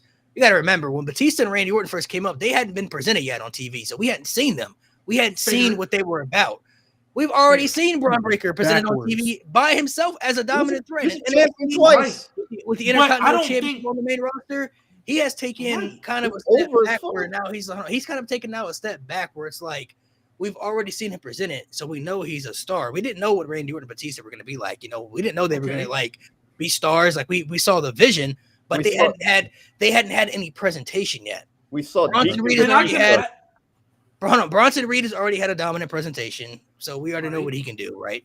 Bron Breakker's already had presentation where they've clearly shown that they want to have this guy be one of their next guys. Now, the concept of the group when they were brought into it made sense. I liked it because I'm like, okay, these guys are going to be built up to be the next guys, and they're going to be in the group to be a part of the future. Cool. But what I envisioned at first is not what we got right now. I envisioned these guys just standing 10 toes down on themselves where they can just be like, not bossed around, but they're coming to they're in Seth's group for the bigger purpose because they know it's going to help take them up here, which is still going to be the concept. But when you got Seth out there pointing fingers like, go attack that guy, go beat up that You're guy. a lackey. Like, why he listening to that? Okay. Wait. Okay. So this is where this is where I kind of started. Deacon Batista is crazy. I'm not gonna lie. This is where I start to kind of give a little pushback because I don't disagree with the fact that I've already said that little extra barking shit Bron Breakker was on. Yeah, bro, cut that shit out.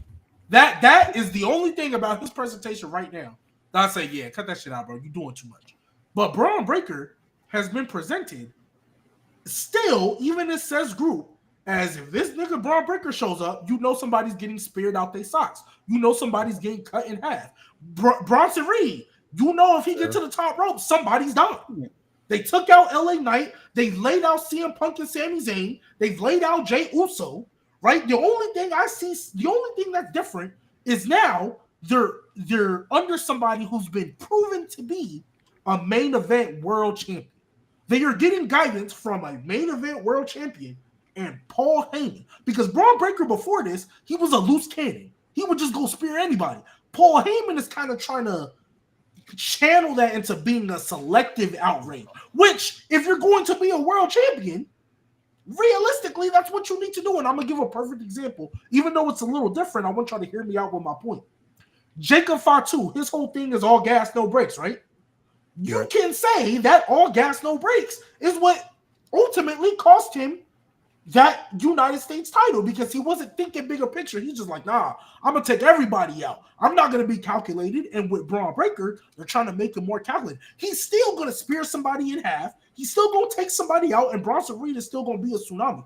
The only thing that's different is now he's with Seth. Like, yes, Seth is still the main guy. So in every faction, it's still going to be like let's take him out. Yeah, put him through a table.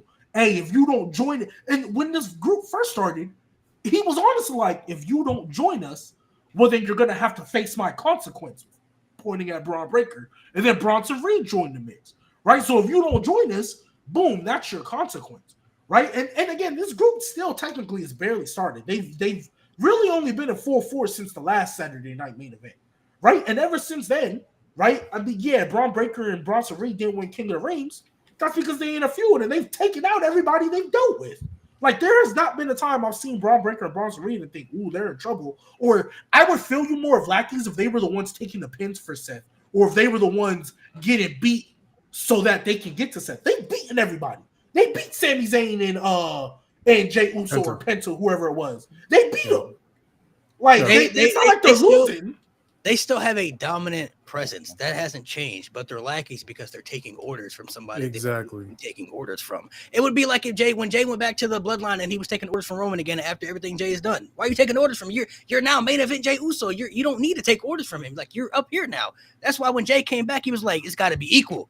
I'm not about to get abused. I'm not about to go through what we did before. If we're going to do this again, we got to be equal.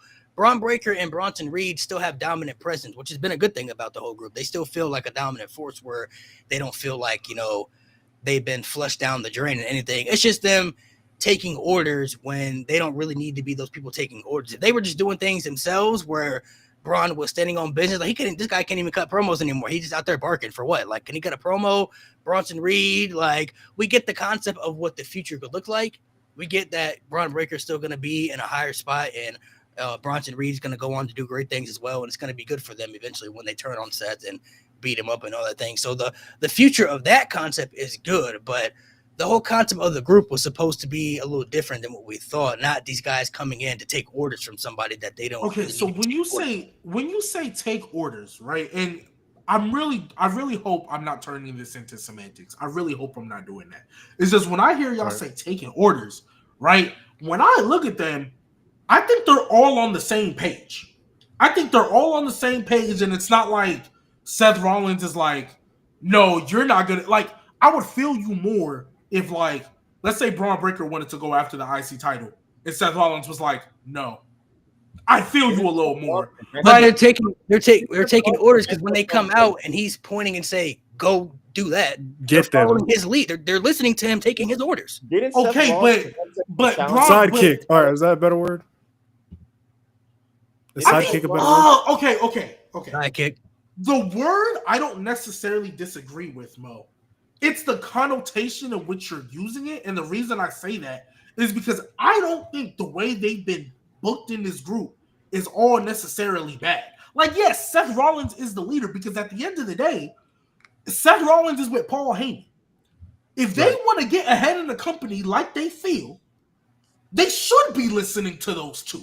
Seth Rollins has been a multiple-time world champion, and we just saw what Paul Heyman's track record of guys, other than Curtis Axel, Paul Heyman's track record with guys is subpar to nobody. He's had Brock Lesnar look like a dominant champion. Roman Reigns just held WWE hostage for 4 years. They should act more like the Shield and Evolution. That's the point right there. They don't need nobody should take orders from anybody. Okay, but this group is not designed like that because I would feel you more because I'm just gonna throw this name out here because I saw somebody say in the chat. If Ethan Page was with them and Seth Rollins was out, okay, cool, yeah, be the shit. But they can't be the Shield because literally none of the other guys in this group have been world champions, but Seth has. So they should be taking guidance from him. I don't want to say listening like, oh yeah, you're my master. I follow your orders. No, don't take. But I don't think they've been doing that. I think they're all on the same page, and Seth is just trying to control that violence. I think Seth knows if I let these dogs loose, yeah, cool. But then we want to have a guided strategy of how to get these things done. But I think they're all on the same page, so I don't look at it as them being lackeys. Yes, Seth is the quote-unquote leader. He's the one who brought them in. But Braun Breaker and Bronson Reed, I mean, shit, we saw it with Bronson Reed. He could take out Seth if he wanted. I think they're just all on the same page right now. And only one of them have been presented as a consistent main eventer. So I don't think them listening to Seth is all that bad because they're not looking like J&J Security. It's not like they're the ones that are just taking the fall guy. They still look dominant, and I think they're all on the same page. They know what they want. I think if they weren't on the same page and they were getting manipulated, I feel y'all a lot more with this argument. And then also the main point is because we said Braun Breaker is just there on the tier list. He's still a star. He's still presented like a star. That's how all this started. He's still presented like a star. He's just under a superstar. He's under a superstar. If I actually saw that on TV more like them actually being guided, maybe I don't really see them being guided by anything. I just see Seth Rollins pointing, "Hey, go by Heyman, if anything, or Heyman beat him up." That's it. That's all I see. I'm not seeing Seth like guiding, talking the back, like if you listen to me, we're in the future. I don't see none of that. I don't see any. A lot of this is so many segments with that though. They've literally they have segments with Heyman. There was literally a segment with Seth Rollins looking like Roman Reigns talking to Braun Breaker in his ear or some shit. Like they literally have segments like that. They're just in the middle of a technical. They're in the heat of the feud right now, so there's gonna be more action than talking backstage. But they've literally done that. That's why they feel like that's to go to the point. That's why they feel like lackeys, though. Like Seth is turning into what Roman Reigns was when he was in the Bloodline, making everybody take orders. Like Seth right now seems like he wants the world in the palm of his hands. Like he wants to control every aspect and control everybody that's around him. So he's surrounded himself with people that can protect him, but also people that can legitimately be good for the future. So we understand the future concept. But when they come out and Seth Rollins is demanding orders like, hey, go take out those people, that to me is you're taking orders from him. That's a lackey. That's what that is. That's what I'm seeing on TV. It doesn't look like, we're all on the same page. It's like a boss. Like if I'm the boss and I'm telling you, hey, you guys need to go do that, you're following my orders. That's what Seth Rollins is doing right now. He's the boss, and you're following my orders that we're presenting. Go out there and destroy the competition so we can move up further. Like they're doing Seth's dirty work, which is the concept of, what they're doing right now is being told, but that's not what we originally thought the group was going to be when they were brought together. We expected Braun and Bronson to be dominant, but not going out there to be demanded to do things that, they don't have to take orders from. Going back to somebody's issue before, what on the pod when I first mentioned Bronson Reed being in the group could be a good thing for them. One of y'all was like, well, why would he do that and just take orders from Seth when we already know he could take out Seth? That's literally what he's doing now. He's just taking orders from a guy that he already know he can destroy. So, I was the one that said it because I just thought logically the last time you was on TV, you were in a feud with him. So I didn't think you're just gonna forget the feud. I didn't think that was gonna work. They made it work, fine, cool, whatever. But still, logically, and it's still gonna be good. It's still gonna be good. It's still gonna be good for Bronson Reed in the end. No. You're right, 100%. That's why. But I just look at it like, yes, technically he is the leader of the group, so by default, he's gonna be the one that runs the play, runs the plan, and they're going to listen to it, right? But I guess the disconnect for us is you felt the group was going to be a little different when they finally debuted all the members. I didn't think so. I thought this was another evolution because it's Seth Rollins with Paul Heyman, and Paul Heyman, you could say, is that Ric Flair. He's just not in the ring.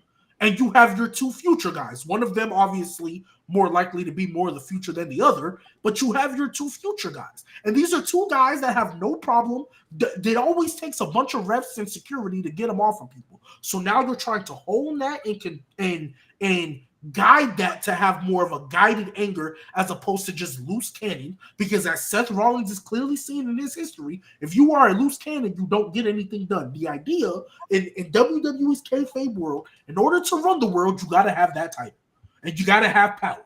And if you're just a loose cannon all over the place, you're never going to get that. So he's guiding that. And yeah, he's going to have some backup with it. I think Seth Rollins, clearly, I think they're telling the story of him being Roman Reigns and a hypocrite. You've turned into what you hate. But as we've seen, if you run WWE, you always got people behind you. The difference is with Roman Reigns and the Bloodline, Jey Uso and Jimmy Uso really weren't on shit before they got with. And I'm not saying that's like right. They were obviously the shit as a tag team, but singles wise, I didn't know if that was gonna work with Jey Uso. I didn't see them, right? But I think the differences with Braun Breaker, yes, they aren't exactly like Evolution because Randy Orton and Batista weren't presented like that. But that's why I feel like they were more lackeys than them because these guys are already presented. I look at this as a group with all a common goal, but Seth Rollins clearly is not as physically imposing as them, right? But Seth Rollins is the only one in that group that got consistent main event world title experience, and that's where Bronson Reed and Braun Breaker want to be. Because I don't see a world where I'm pretty sure Paul Heyman is going to be with Braun Breaker after this. I'm pretty sure that's what's going to happen. Yeah. And so I'm pretty sure I wouldn't even be shocked if Paul Heyman this guy. If Paul Heyman's the reason Braun Breaker's there. But I don't yes. Again, that's why I didn't want to turn this into semantics because yes, lackey technically by the usual definition, yes, lackey. But I don't think they're the lackeys how we usually look at them, where you're just, lapdogs for the leader. I think they're all on the same page. I think they're all I don't want to say equal technically, but they're closer to equal than being lackeys. They're all on the same page. They all have the same idea. They all have the same goals. I don't think they can be ran like the Shield. I don't think they can be ran like the Shield because the Shield were all new. If you got Heyman, you got Heyman. I feel they're not on the same level either. I feel like they could have if they wanted to present it that way, but obviously they have a different presentation. But we understand the future concept for Braun Breaker and Bronson Reed is going to be good. There's no issue with that. But like I said, when Evolution was first brought around, Randy Orton and Batista never had presentations at that point. Batista was Deacon Batista and Randy Orton wasn't doing shit before that. So when they came into Evolution, they hadn't won any championships. They hadn't done shit yet as a group. So we didn't know what their presentation could be. We've already seen presentations from Bronson Reed and Braun Breaker literally by themselves. Braun Breaker has done NXT championships by himself, Intercontinental championships by himself. Bronson Reed was one of the most dominant guys they had last year in the company by himself. We've already seen what they can do alone by themselves. We hadn't seen that before with Randy Orton and Batista because they hadn't been presented in front of us. So when Batista and Orton were taking orders from Triple H, that made sense because we didn't know who these guys were. We didn't know what they were about. We already know what Braun Breaker and Bronson Reed about, though. We've seen it. Literally, we've already seen it. So that's my only issue. I don't like them taking orders when it's like, why would they need to take orders from somebody like Seth, who is a main event guy? We understand that and establish that, but we've already seen what these guys are presented about. We already know what they're about. Like you said, they literally put them in, and they turn them here and put them in suits. But they do to everybody.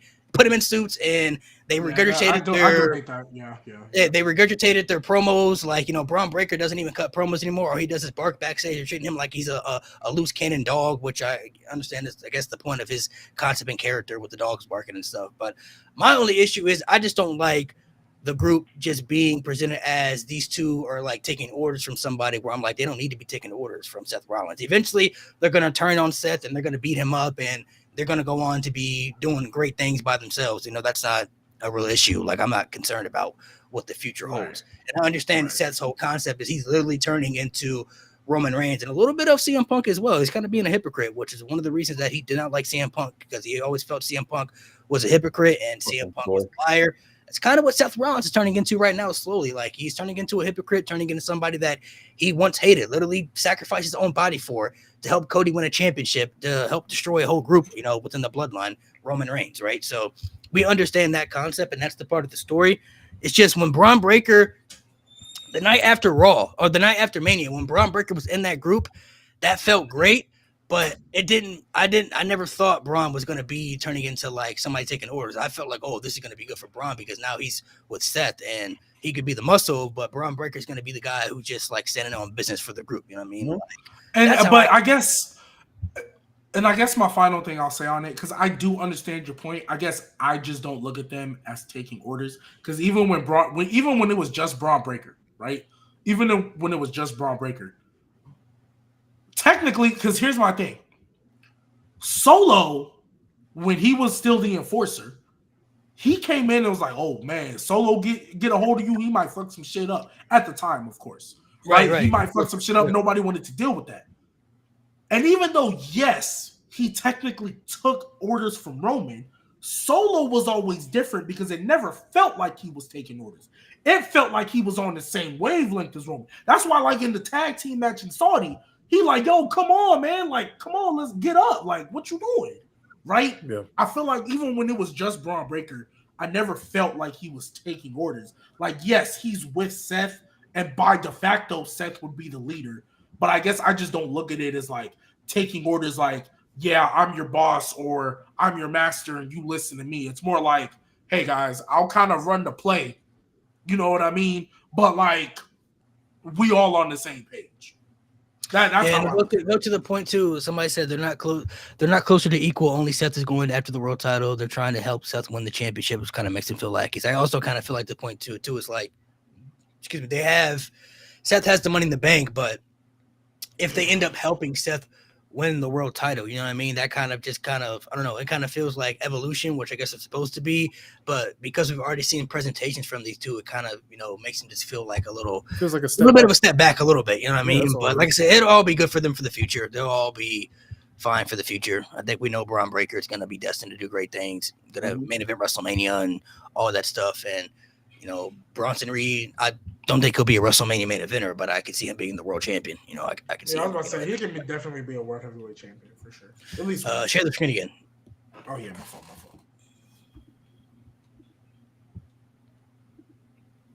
All right, there you go. Now I won't say the group is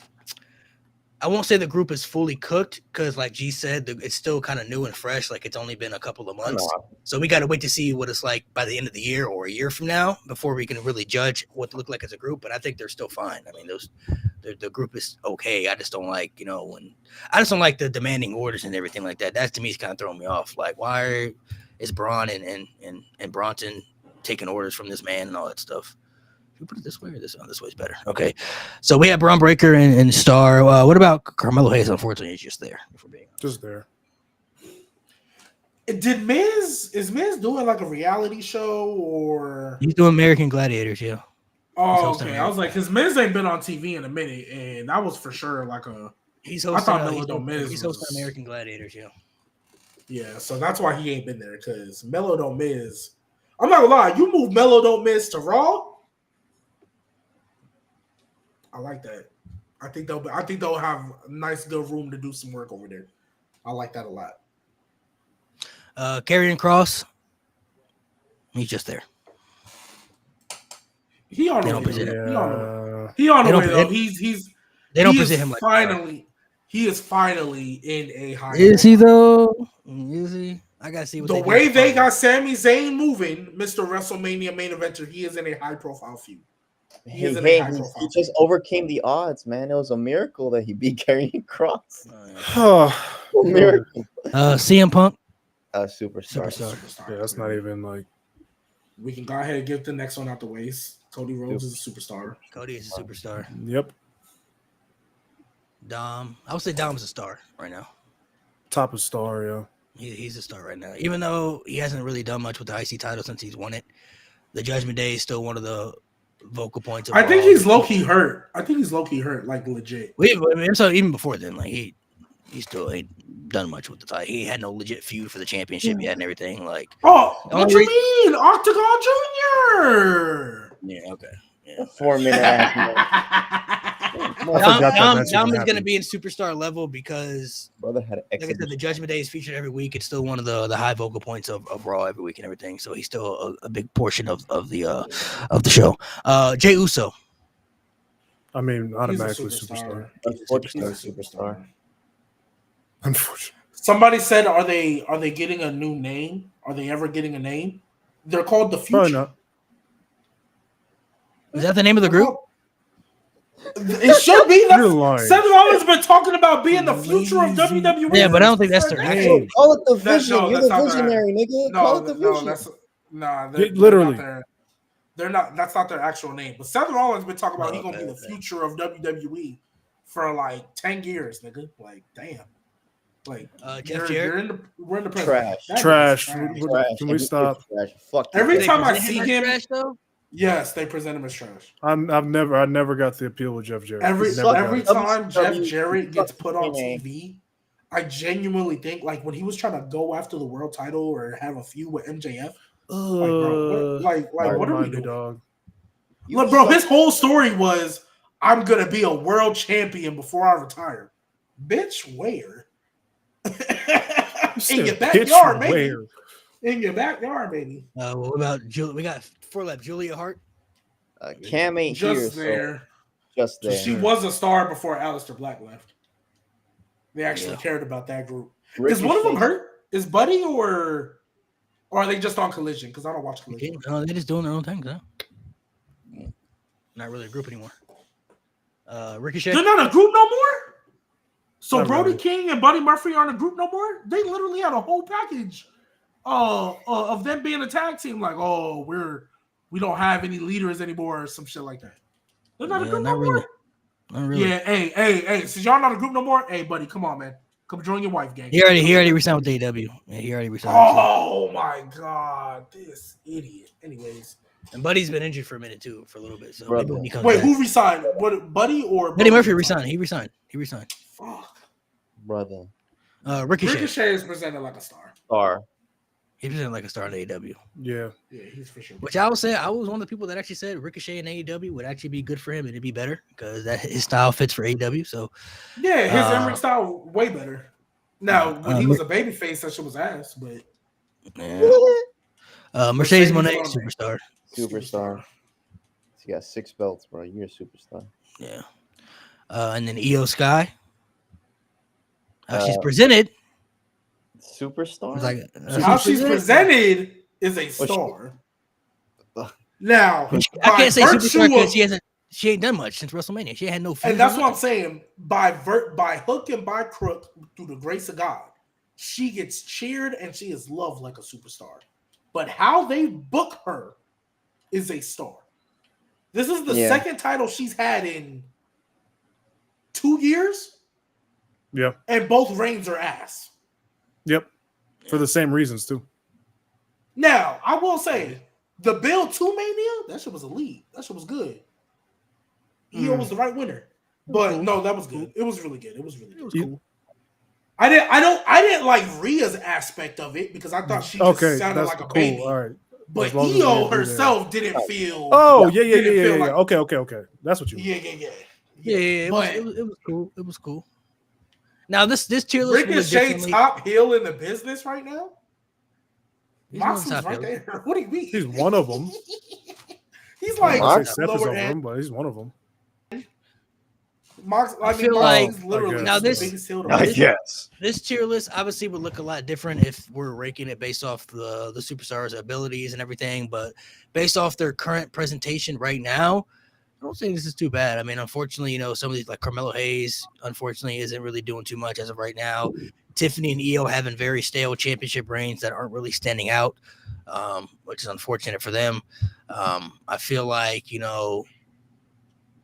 Deonna Purrazzo just hasn't been on AEW television. I don't know where she's been at besides Ring of Honor, but she hasn't really done much on TV. So, Jeff Jarrett will. Yeah. Sadly, both women's divisions, like it's so tough to say like, oh, they should be here, they should be there, because both women's divisions, unless you're gonna be pushed like the absolute top star. Like Mariah May, I'm glad she got her run, but there's a reason she left. Because she was just going to be she had a ceiling. In the pile. She knew she had a ceiling. Yeah, like everybody does there. And like that's why like somebody's like Chris Statlander can beat Mercedes. Somebody also says she's the Why big not? Why not? For the TBS title, why not? Honestly, and it's not that I don't like Chris Statlander. I think she's good, but like I'm just over it. Like the honestly, and it's not her fault, obviously, but that little turning heel and going back to that face was weird. just for the sake of the title match, and like it's just like I'm kind of off that. Chris Statlander, if you look at who else is on that roster, Chris Statlander is probably my favorite superstar in the women's division. So I was hoping a better spot for her. She beat Jade and everything. Like I was hoping that she was going to be in a higher position. I never expected her to beat Mercedes at this point. Maybe for the future, I don't know, but. She's kind of in a neutral ass. I'd rather see Willow win that again. Nightingale, but she's stuck in the. I'm a big Willow fan. She's just stuck in that fucking Death Rider vortex right now. Yeah. Like, are Willow and Marina ever gonna have a match? Like ever? Honestly, I don't know, man. I don't know. You want to see a Marina match? That's what I was gonna say. I don't know if that's a good idea. I'm good on that. She doesn't suck, bro. She's a solid 2-star merchant. You're right. I've seen way worse, bro. I've seen way worse. Yeah, and Willow Nightingale is good enough to where Willow Nightingale. Family, this man said 2-star merchant. That's 2-star merchant. That's so crazy. The Shane Douglas way, 2 stars only, brother. Yo, what's up with Shane Douglas, man? And Big 25 to hate on. Big. Him and Larry Sabisco both bums, bro.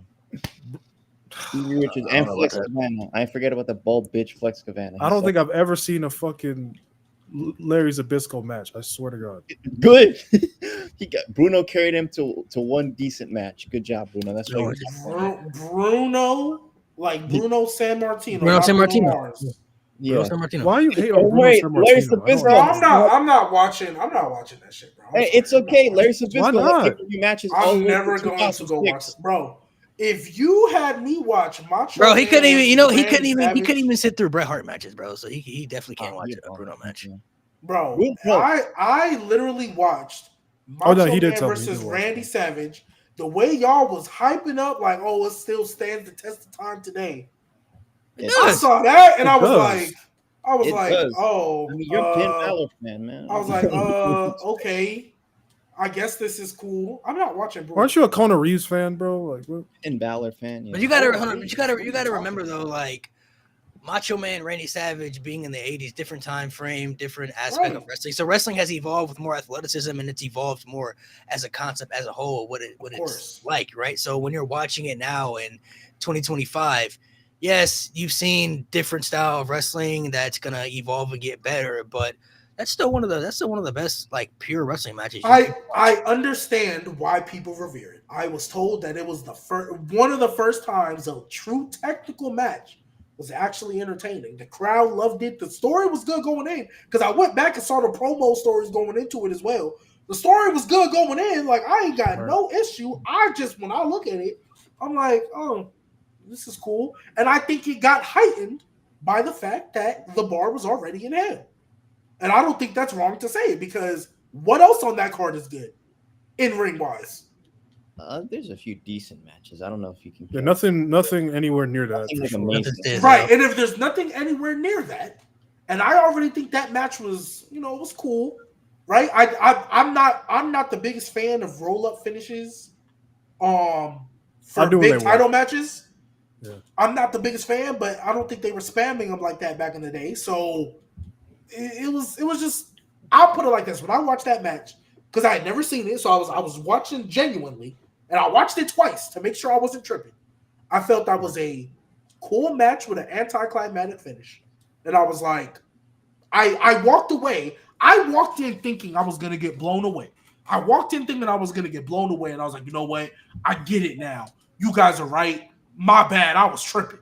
That's what I genuinely thought was going to happen. And I walked away. I was like, okay. I guess. Like, okay, cool. Like this could have been on SmackDown. This could have been on Raw. Okay. Oh hell no! Now you're losing me. I'm talking about Raw like in 2025. No, not even now. No. You're telling me that would still be a 5-star class if you're gonna on WrestleMania? Still be a good watch. It probably wouldn't be a considered 5-star classic when you look at the aspect of what wrestling is today, but it would still be a very good. But that's what I'm saying. If you put that in, you're gonna put it in 2025 lenses. Of course, you put it on. That's my point. That's what I was saying. I feel like that it would still be even now. Even now, it would still be a very good WrestleMania match. Even now, yeah. It may not be a show stealer. It may not be like the best match on the card. But it would still be a good match on WrestleMania today, yes. Yeah, and then when you look at the context, like you said, look at the context of where it took place or when it took place. Yeah, for sure. It's still going to be up there, bro. It's up there. Saying it's still there, it could be like a SmackDown Raw match. No, that's not about it. No, I don't know. I look, and I talked to Lewis, I talked to Mo, talked to multiple different people because I watched the match twice. I watched it with clear eyes. And I like I said, it was an okay match with an anticlimactic finish that I was not moved by. I was like, okay, cool. Anticlimactic. I'm not gonna lie, that roll up when it happened, I was like, oh, that's it. I was like, oh, okay. And then I was like, you know what? Maybe I'm tripping. Let me rewatch it from start to finish. I literally rewinded it and watched it again, start to finish. I was like, you know what? Maybe I was tripping. Maybe I missed something that. And I'm just like, okay, yeah, this is cool. It don't suck, but And again, back then, what are you giving it a star rating? As a star rating, what are you giving it? Oh man, it's Dave. That's what I need to hear. Yeah, that's a tough question to answer. I don't know. I'd have to honestly. Would you give it lower than a 4? I'd have to go rewatch it, bro. Because like I said, I wasn't moved by it when I saw it, and it's been like a month since I watched it. Because I talked to you about it like a month ago, so. I would have to rewatch it again, and I'll come back. I don't know if I can trust his analytics. He's still not moved by Brett matches, so I don't know if I can trust No. Brett matches are cool. There's some good ones. You know what I mean? They're cool. See, but okay. But here's the thing, though. Savage Steamboat. When it comes to the Brett matches, I think there's a lot of Brett matches that clear whatever the fuck y'all had me watch for WrestleMania 3, like by far. Right. So I could be a little bit more, give you a star rating on a Brett match. I would have to go back and watch them, obviously. And again, what's the last one you watched? Because I know that you had that list. Yeah, honestly, it's been a while. I'm assuming you've seen Brett versus Austin. Yeah, I saw that one. I would have to go watch it again to give it a star rating, but I saw that one. That was really good. You saw Brett versus Bulldog SummerSlam? Oh, Did I see that one? I think I was going to, but then I don't think I finished it or I didn't get to it. But it's on the list. It's on the list. It's on the list. Watch that one. Yeah, I'm gonna watch it, but you know, I'm just specifically talking Savage and Steamboat. I was not moved by it. I want to name some matches and see which ones you have. So you said you haven't seen Brett versus Bulldog yet. Have you seen Brett versus Mr. Perfect? Any of their matches, actually? Any of them? No. Let me go to the list because I know Coach Mark got it. So let me go to this list. Obviously, I make Brett sure to Austin, put matches. Yeah. I make sure to put matches that are actually worth your time. Besides, I guess the Iron Man match because y'all hated that. Yeah, the Iron Man match, bro. I'm like, I did see that. I'm not gonna lie, I didn't watch the full 60 because I don't blame you, bro. Because they ruined it for me when they told me there was only one fall. I was like, oh yeah, that was obvious though. Sudden death. Yeah. Okay, yeah. Yeah, I was like. What's the list? What's the list, man? It's not worth it till the last 15 minutes. I don't even hate the Iron Man match. I thought it was all right. I don't hate it either. It's just there's Survivor. It's really good technical wrestling, but Survivor Series match is better. I agree. Yeah, 92 both of them, and the ladder match too, which they put on YouTube. I haven't checked it out yet. I know they uploaded it, but I haven't seen it. Brett versus listen, Bret Hart. I feel like, if I'm gonna be honest, I feel like Bret has become one of the most disrespected legends of this era. Partially because he's done it to himself a little bit. I'm not gonna lie to you. Like a lot of the complaining that he's done about the Goldberg stuff and about things that he said like about Triple H or whatever. Like I feel like he's put a little bit of it on himself. But we got to stop pretending Bret isn't like one of the best bell-to-bell in-ring technicians, best bell-to-bell wrestlers you will ever see. One of the greatest of all time, straight up. You'll be hating on Bret because the greatest of all time. He talks in interviews. That's the lamest justification to hate someone I've ever seen. Oh, he cried on interviews. Who gives a fuck, bro? You did a breakdown of what happened to that man in the span of 6 years. Man got screwed. His brother died. He had a stroke. He lost his career, and his dad died in the span of 6 years. I'd be pissed too. And not to mention, too, the screw job was kind of nasty. I'm not gonna, if you know the context. Foul, bro. Foul. Like if you look at, I don't think it was that nasty for real. No, we've had this conversation. No, looking back, no, because I remember we had this convo the night of WrestleMania 4. I remember very vividly, and you brought up the Medusa thing. Let me tell you the difference between. Bret was never gonna do that, bro. No. Let me tell you the difference between. When she dropped the title in the trash. I was thinking of the difference. My fault. I was like, what? Oh, you good. Let me tell you the difference, bro. Medusa or Alundra Blaze was the WWF Women's Champion when she was released, and they just completely axed the entire division. She took that as a flat out disrespect because that straight up. What Bret did, what the difference between them, Bret was still under contract. Bret had creative control in his contract. If he says, "I'll lose to anybody at this show," except that nigga that just completely disrespected me, he has the right to kind of say that while still under contract. Did he? Wait, in WWE, he had creative control? Yeah. His deal that he signed in '96, I believe. So after WrestleMania 12, had creative control. Backtrack the context. Bret Hart was offered a lot of money to go to WCW before he even went there. A lot of money. He took less money to stay with WWE, and they put him in a 20-year deal. He signed a 20-year contract with the company, only for Vince to go back on his word and say we can't. We can't keep word on the contract, and basically told Bret you should go to WCW. Go ahead and go to WCW. They were losing the war. We can't keep your word for the contract. It basically was at a point where him and Shawn were butting heads because Vince wanted Bret and Shawn to work together and do business, and Bret was like, fine, whatever. We don't like each other, but business is business. He said, Shawn, even though you and I don't get along right now, I have no problem putting you over. Shawn Michaels looked the nigga dead in the eye and said, I appreciate it, but I would never do the same for you. So he basically told Bret, I would never put you over. I would never do that for you at all. Bret was like, well, okay, I don't want to work with this guy. I'm not working with him. He's unprofessional. We can't do it. He told Vince, I'll work with anybody at Survivor Series, anybody, just not Shawn Michaels. He's putting him against the guy that he knows he hates more than anybody, purposely, knowing that, hey, we don't get along. We don't like each other. Even though we've seen people do it in the past, this guy has disrespected me on so many levels. What else could we do? They literally came up with the plan about this is what we'll do. We could drop it to you the next night, whatever you want to do. Like they literally had a whole plan. Whatever you want, we could do it. I'll give you the belt the next night on Raw. Whatever you want, only for him to get screwed in that fashion. They screwed one of the best, most loyal superstars they had of that era, during an era that was bad, through the bad era that they had. Brett, Shawn, and Taker were the three most loyal soldiers they had in that time frame. Brett was offered a lot of money till you leave right after the WrestleMania match. Could have bounced for the check like Kevin Nash and Scott Hall did. Said, I'm going to stay here because I know it's going to be better here for me wrestling-wise. Stories are going to be better here. It's just going to be better in general than going to WCW. Because basically what happened in WCW, what Brett happened to him over there was his biggest fear. Like, if I go over there, they're not going to know what to do. Nobody's has, control over who's running the ship over there. Like, it's just chaos over there. What happened over there literally is what he said. I did not want to go over there for. And the entire purpose of Hulk Hogan's bitch. Like, it's. I want to hear G's response, bro. I know he gonna piss me off. Go ahead. I mean, I got a couple things to say because, like Malik, you said, he was like, you know what, I don't got a problem putting you over, and Shawn Michaels was like, I appreciate that. I'll never do that for you. Nasty. So why he mad? Because he told him the truth. Would he have preferred him to lie? It's unprofessional. It's disrespectful. What the fuck? I would rather, me personally, I would rather somebody just be straight honest with me, right? So that way, look, hey, ain't no BS, ain't no, hey, I don't want that fake love stuff. I can't stand when people at work or at my job try to act like we cool when I know good or well they hate the spot I'm in.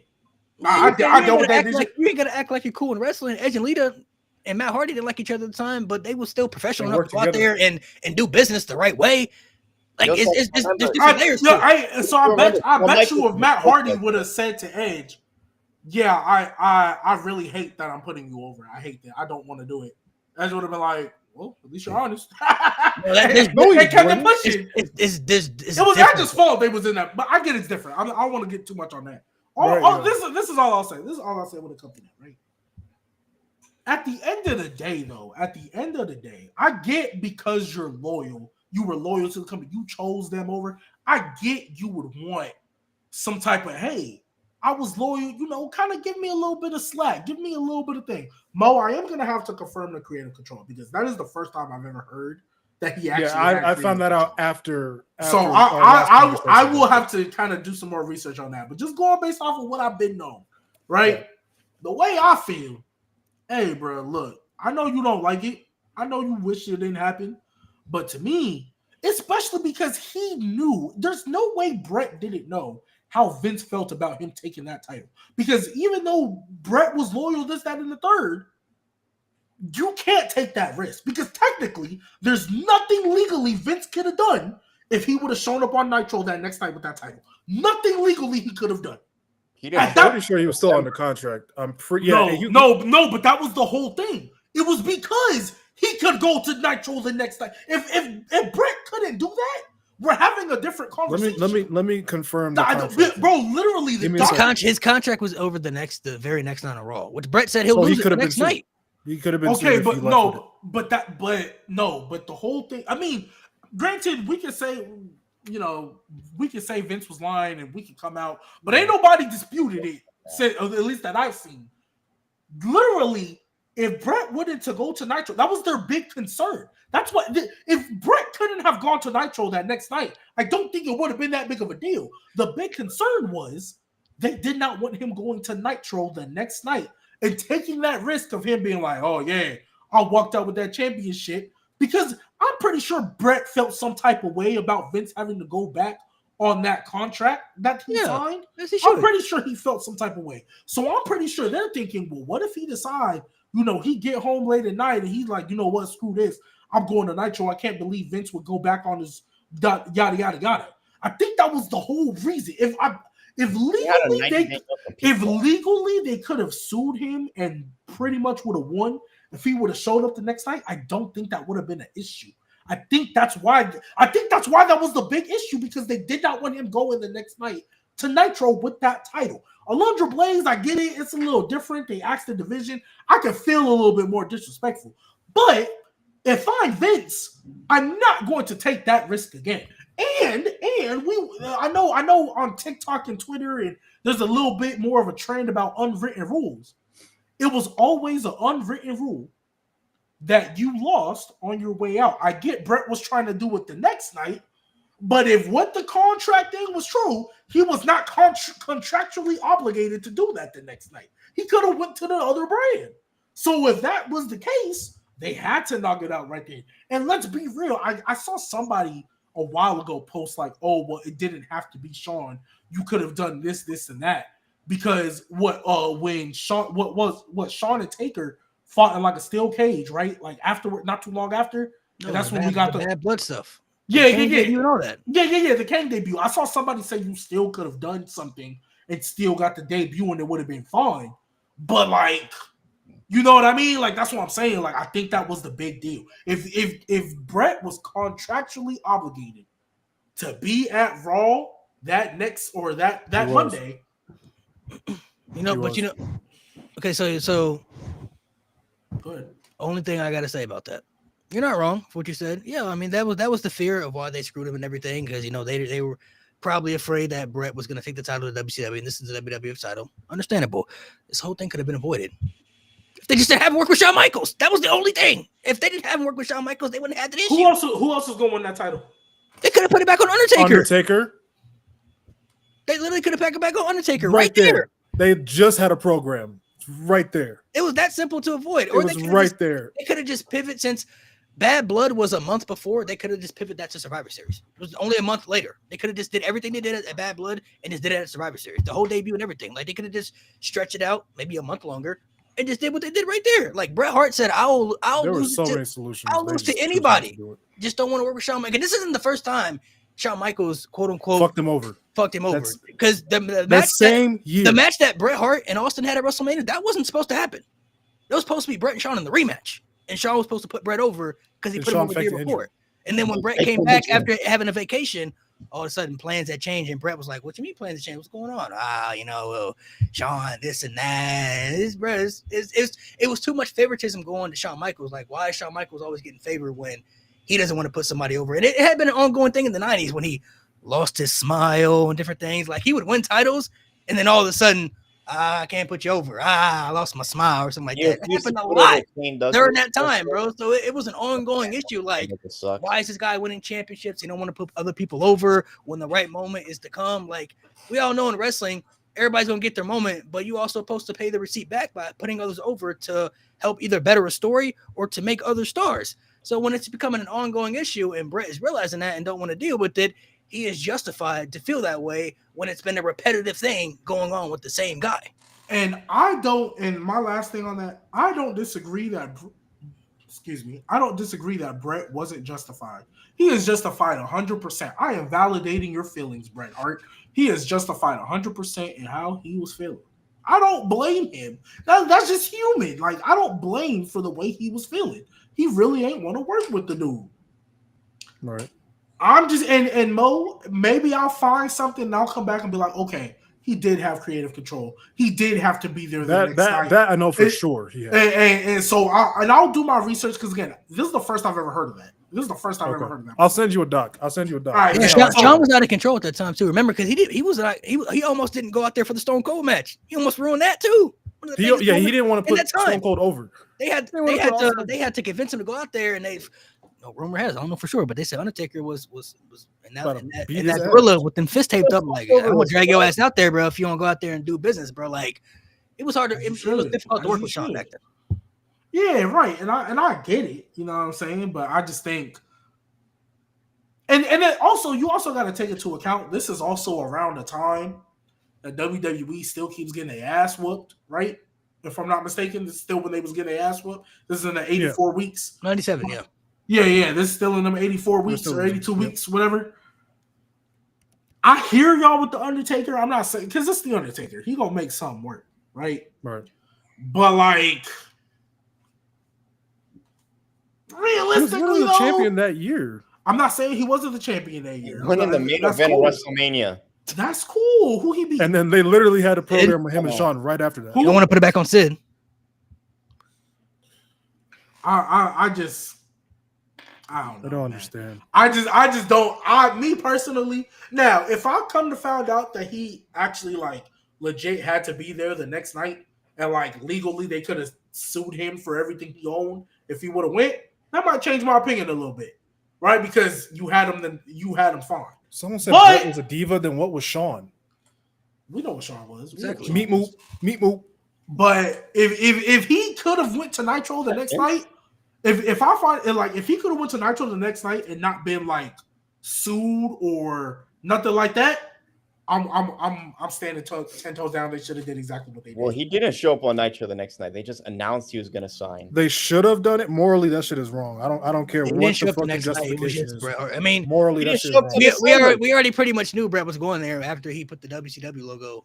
He drew it in the sign after he got screwed. After they screwed him, like, oh, he's going to WCW. Hey, side note though, as a conspiracy theorist fan myself though, when people talk about how that thing was planned, I'm like, this is the one that got me. Be one of the greatest works ever. Right, but this is what got me that like this was probably planned.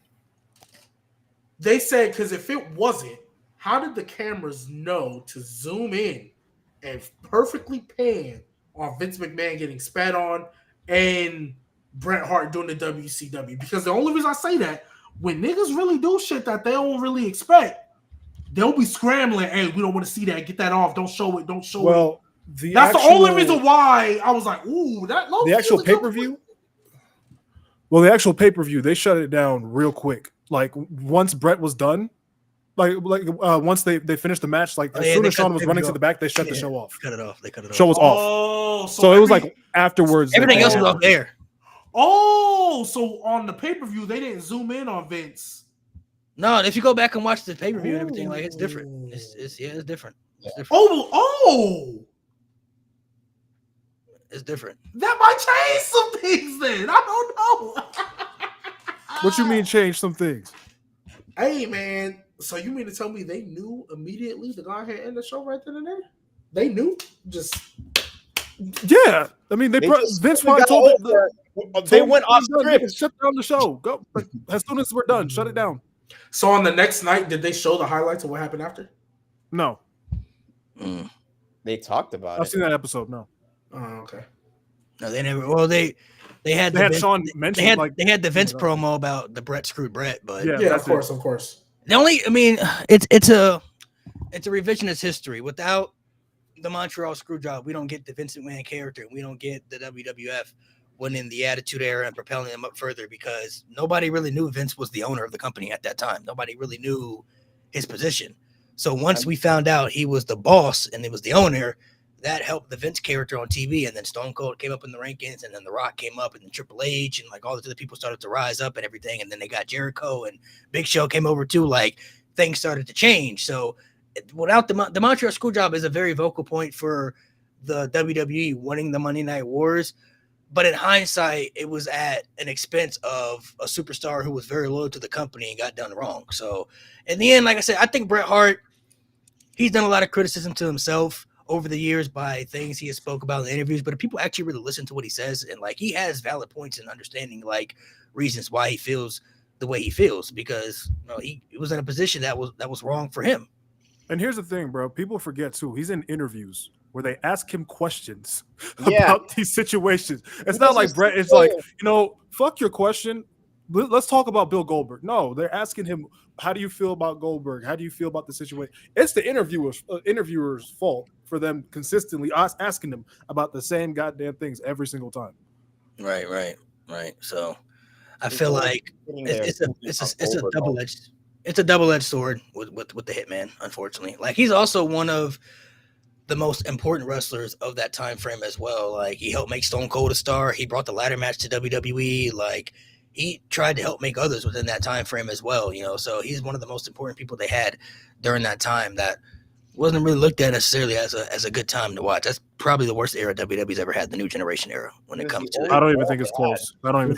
You think of the worst eras in WWE, people can talk about the PG era from like 2010 to 2012. You could talk about 2018, 2019 WWE, which weren't great eras, but the New Generation era had bad stories, bad characters, all-time shows that were bottom tier, and literally the company was like going bankrupt. They could have died. Like they could have went out of business. It was that bad. Like King of the Ring 95, Royal Rumble 95 as a whole That whole year. Diesel as a champion was so bad they had to go back to Brett. They went back to Brett 3 times because Shawn, Diesel, and Lex Luger could not fucking draw worth of shit. Bob Backlund too. Bob Backlund too. None of them dudes could draw worth of shit. Everyone wanted Brett back. Like, so what it sounds like is when the bar is already in hell. Oh no! The entire business was down. When your competition. That's my point. No. You know what? I'm gonna pull up this essay because this nigga G keep pissing me off. I'm gonna pull up this fucking essay. Yeah. Essay. You remember the essay I put it at Discord? Yeah. I'm gonna read this whole shit to you, nigga. What essay? I'm gonna read this whole shit to you. I don't know what essay he talking about. About Bret Hart because I'm tired of the disrespect. You know what? We gonna. You wrote an essay about Bret Hart? Nah, it's just so when niggas keep trolling me in the Discord, I'm gonna just copy and paste and I'm not gonna respond. That's all I do. But here it is. Somebody just texted me and said, "Great cook, G." When I said he cooked fucking chitlins. But anyway, let's go ahead. I'm not gonna read the whole essay. I'm gonna just say my point on why, like his competition. When you have Taker, Shawn, Owen, Razor, and Diesel, that's not competition in the main event scene. That's not competition.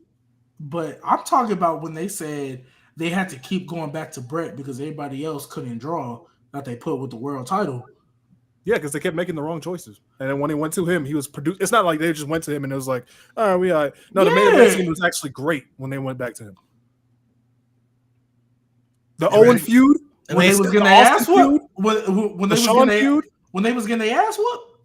No, they were not. No. What era are we talking about? I'm asking. It's the mid-90s. Mid-90s. When they kept going back to him in terms of him holding the world title, he was producing high quality. Right. Brett's end. Okay, so Brett's end was good, but they were losing the ratings, but that wasn't on Bret Hart's fault. WCW just had a better product at the time that was producing. So do we not? So I'm just gonna ask one more question, and then because we already hit 2 hours, so I'm gonna just ask one more question. So we don't y'all think it's a coincidence, or you think there's a little bit of kind of makes sense behind it when they started winning after they got Brett up out of there? Y'all find it a coincidence? It's because of the screw job. WCW ran themselves. Yeah, the screw job. So look. So the screw job. That's not when they started winning. No, I didn't say that's when they started winning, but that's when they started going on the up. And wait. No. I'm not.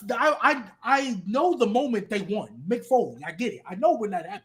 I know when they won for the first time. But I'm saying Malik, you just said it. That the Montreal screw job is what birthed the Vince McMahon character, which birthed the Stone Cold Austin feud, and we got The Rock, and like that was the catalyst for things changing. Like we can all agree that the birth of the Vince McMahon character, right? You can almost say saved WWE. Like yes, you have to still build up Stone Cold, you still have to get The Rock, but they always like that was the biggest bad. That was damn near the biggest heel. That was one of the biggest heels ever. Right, the heel, yeah. Right. So that's what I'm saying. In order for that to happen, who they have to sacrifice and get rid of? So okay, but to play what you say, devil's advocate for that, Nick, he's not cooking nothing because here we go. Well, one of the main reasons that they won the Monday Night Wars too is because WCW got ass after that time. When you have the Finger Poke of Doom and you have shows like Bash at the Beach 2000, when you have the NWO. Who collectively everybody was joining at that time. Everybody was in the NWO. They had to create a second NWO. Brett leaving. So okay, let me ask you this, G. Let me ask you this, G. If they didn't do the screw job and Brett just left how they were going to have him leave, would it have the same effect? No. It's not Brett leaving. It's not Brett leaving. What do you mean? Would it have? Wait. What do you mean? Would it have the same? It wouldn't have the same effect in terms of WWE starting to win. Right, because the Vince McMahon character. No, I'm saying they had to sacrifice him. Not that he left; they sacrificed him. He got sacrificed. They said in order for us to win, we have to sacrifice the Hitman. Because here's my thing, Mo. No. Hey, Malik, you also said that WCW also started to get ass. We don't find it funny they started to get ass when Bray got there. That wasn't because of Brett. Brett I wasn't. didn't say it was because of him, but he could be. Hey, him not being booked well was a reason they became ass. Why are we fucking lying? hey, Like, I'm Brett- just saying. I just find it funny how all of a sudden Bret I like Hart how one you of the trying most to beloved. make this as Brett's fault in some way, bro. Hey, I You're just find nasty. it funny. I love You're how nasty. when Brett gets to WCW, all of You're a sudden, nasty. I hope hey, you know look, that. all I'm saying is when Brett They were got to ass in WCW, 96, they were ass all in of a sudden 95, they ain't know how to book the shows no more. They started being extra. That's all I'm saying. It just a food They for were thought. ass in 94, they were ass in 95, and they were ass for the first half of 96. So we're not gonna do And then that. they started to become ass again by the end of '97. So Yeah, literally. Starrcade '97 is one of the They biggest had fumbles Larry they've ever had. Sabisco versus Eric Bischoff as a pay-per-view match. Why? They Okay, had that Larry is one. Sabisco That is versus one Eric Larry Bischoff. Zbyszko match I have seen. Plus, when WCW really started to get really bad, it wasn't Bret Hart wasn't one of the people on the show that was one of the bad vocal points.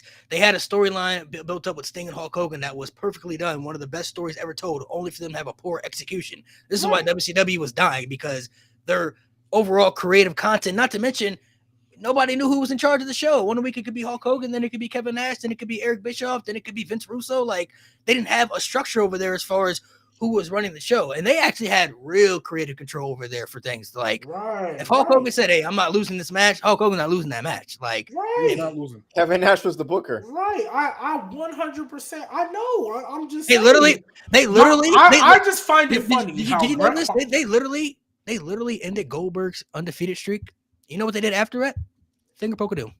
Right after. They literally ended the like most the same dominant- show or the week after? Shit. Like the same show or the week Like, after? days after. 8 days Oh, after. days after. 8 Oh, days. oh. 8 days. Wait, who beat Goldberg again? I forgot. Kevin Kevin Nash. Oh, okay. Kevin Nash beat Goldberg with a taser. They sacrificed the most undefeated, most dominant streak ever, only for 8 days later to do the finger poke of doom on TV. When they advertised Goldberg and Kevin Nash as the rematch, and then I guess Goldberg got arrested Yeah. in kayfabe. Also, by the way, by that time, WCW was already losing like consistently. Oh yeah, that was like the ether. That was it. You're done. Of course. They were No, losing. I'm There's just no coming saying. back. I'm just They haven't saying. won, they that hadn't won since October. This is just food for thought for the chat. I just find it funny Just You're lying. nasty. how Hope Bret you know Hart, This man being nasty. whether he was in WWF or WCW, always found himself on the losing side of the ratings. That's just some food for thought. Hey, because they got Bret. They got Bret up out of there. They got Bret up out of there. We got Mr. McMahon character, and you know what I mean. Things starting to turn around. I mean, they were already starting to get better before Bret left. So I mean, Yeah, 97 was actually a good year for WWE. it was a really good year. Yeah, So they were already starting to progress. better than '99. Goddamn it. 97 better than 99? '99 is not 99 was is the ass. worst year of the Attitude Era easily. Hey, I'm just giving food for thought for all my G maniacs out there, man. Let's No. count those two, I There's guess. no food No, for not thought. even that. No. Nitro didn't even come out to 95. I'll probably say maybe 01. 01 was kind of the whole Oh, invasion. what? Those first 4 months though. But the invasion angle? Well, no, that part is like iffy, but like the first 4 months of 2001, Sure. But you could honestly probably say the same for 99. Like Peak. builds and stuff. Like their WrestleManias and their overall shows may not have been bad, but I mean, 99 in terms of their characters and popularity was crazy, bro. Like, someone said the level of hoop jumping just a play. Like, bro, they didn't the even have play, 1995. Stop lying. Like, you're just lying. yeah, it was The different. way he pulled all the strings together to blame Brett is hilarious. Like, bro, Crazy 92, work. Nasty work. 93, Bro. 94, 95, the WCW wasn't winning shit because they were almost They're as both bad. ass. Like, No, they weren't as great at that time either. They weren't as Go great. watch in that particular Uncensored time 90. frame. Dungeon of Doom, nigga. Dungeon of Doom. The Yeti, yeah, we're so Yes, hey, dog. Oh my god, they had big show. Oh, the Yeti, I forgot about that, So bro. what it sounded like is these bars was just in hell Yeah, for a good minute. So if these bars is already in hell, Nah, but like the work he's doing, you can compare it to some of the best stuff ever. What is the point of your bars in hell thing? What does that mean? I'm saying if the bar is already in hell, I'll put it like this: it's a Completely lot easy. It's easier for you to step on the first rung of the ladder than to try to get to the top rung of the ladder, right? You just yapping, bro. You Sure. No, I don't. Okay, I don't disagree with you. Right, But it's a lot easier. you compare- If you got to jump over, it's. Hey, look from my athletes out there. From my athletes out there, I don't care who you are. It could be Steph Curry. It's a lot easier to make a wide open layup than it is to make a wide open three, right? I mean, it's a lot easier to make. It's a lot easier to make a wide open layup than it is to make a wide open three, right? Yeah. Right. So if the bar's already in hell, they was making wide open layups as opposed to making wide open threes. Okay, but what I'm saying with Brett, the work he produced, you can compare to a lot of the best stuff that the main event scene has ever had, not just the 90s or the new generation. You compare that shit to a lot of the shit we got. Like the Owen and Brett feud is one of the best feuds they've ever done. Ever. Brett and Sean, I don't think I have to explain that one. Brett and Austin, don't have to explain that one. Like, Brett had good stories with pretty much anybody he worked with. Mr. Perfect, he Mr. Bulldog. Kevin Nash's best ever match. Hey, I'm not saying he. Yeah, you gave Kevin Nash his best work. I'm not saying he ain't got no good stories. I'm not saying he ain't got no good matches. I'm just, You just saying nothing. You a different breed. Hey, man. man. They said you playing the underdog gimmick better than Sami Zayn. Hey, I am though, because Sami Zayn that nigga. But yeah, hey, shout out to all my G Maniacs in the chat, man. I'm just last thing, I got a couple questions in here. Let me see. They put the WCW title on David Arquette too. Yes, I can't forget about that. Vince Russo. Oh my god, bro! Vince Russo need to be stoned, bro. Bro, we saw Bash at the Beach 2000 the other day. Vince Russo. Yesterday, bro. That shit was hilarious. You're right. Vince Russo do need to be stoned for bringing in that bum when he was already sacrificed and washed. Who? Talking about Brett. Talking about Hulk Hogan? Yeah. Hulk Hogan is a bum. He wasn't washed. He still had Come on, bro. Vince Russo put the WCW title on himself, bro. That shit. That's nasty. But when Vince do it, yeah, it was nasty. It was nasty. One of the worst, probably the worst WWE champion of all time. This man got a Royal Rumble win. Who worse, Vince or Jinder Mahal? Vince. Objectively, Vince. Vince or Great Khali? Vince. Jeez. Okay, Khali's like bad on like a long-term scale. Like, you can never be the owner and be the champ. Yeah, that's just I'm sorry. At least Khali. What you mean? It's not so you can't be the boss and be the champion? It's not a good look. It's not a good look. Why you think they tax Jeff Jarrett? Wrestler. I mean, why you think they tax Jeff Jarrett so much? Jeff Jarrett fucking ass, bro. Kenny did do it. I mean, he's not the boss, but I get what you're saying. He was for sure running that thing at the time, though. Like he was actively making stories. Yeah, but when they first got there, the Young Bucks, Kenny and them definitely they were like booking shit. But you know what changed that? You know what changed that? You know that the debut of the Dark Order.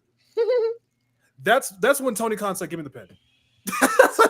Wait, the debut of the Dark Order. Why do I not remember that? Is that the one where like that dude was throwing the terrible work punches? That segment. Oh, is that when they like, hey, join the Dark Order? Like when they had that random guy like making like an infomercial? That version of the Dark Order, right? The early Dark Order. Not that segment. Yeah, it's like the early Dark Order, but not that segment. No, not that segment. It was the one where they had like these dudes in all black trying to do a fucking run-in, and the fucking punches were terrible. That's when they said, "Give me the pen." That's when Tony said, "Give me the pen." Yeah, that's when gonna get a hint. To end off the show, what you guys think? We got Evolution, we got All In coming up next week. What's gonna be, in your opinion, the best match of that weekend? We watching Kenny Omega and Okada, brother. We not worried about that Goldberg bullshit. Facts. So you think Kenny and Okada is gonna be the best match of the week? Probably. Let me look at that all. Yeah, I'd probably say the same. That or the Bucks versus Ospreay and Swerve. Yeah, a John Moxley match in Big 2025. Yeah, Hangman. Texas Deathmatch. I'm not gonna lie. Texas Deathmatch could be cool. I get we ready for that title reign to end, but let's not act like John Moxley be putting on ass in the ring when he get out there, bro. Recently, yes, he has. Yes, he has, bro. Other than multi-man shit, mostly been mid. Did you not see the matches? The match against Cope? Oh, the Cope one was okay. Cope, Swerve sure. ass. But the match with Swerve was the match with Swerve was ass. Yeah, okay until the fucking finish. and then that just made it even worse. It was aight. Okay, I guess that's why y'all losing me. Samoa Joe one was. You like that match with Swerve? I didn't think it was ass. I thought it was good. I don't think it's ass either. I thought it was okay, and then the finish ruined it. I mean, yeah, the finish did ruin it, but I thought it was good. Okay, so let's say what's going to be. What do you think is going to be the best match on All In and the best match on Evolution?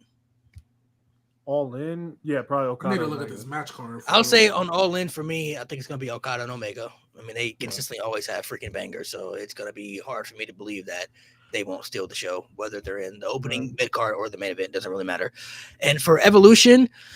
Best match on Evolution, honestly, I really feel like it's going to be Becky, Lyra, and Bailey, the triple threat. Yeah, the triple threat. Yeah, Io and Rhea can be really good as well, but that triple threat, yeah. Bailey, Rhea, and Lyra, I think that's about to go crazy.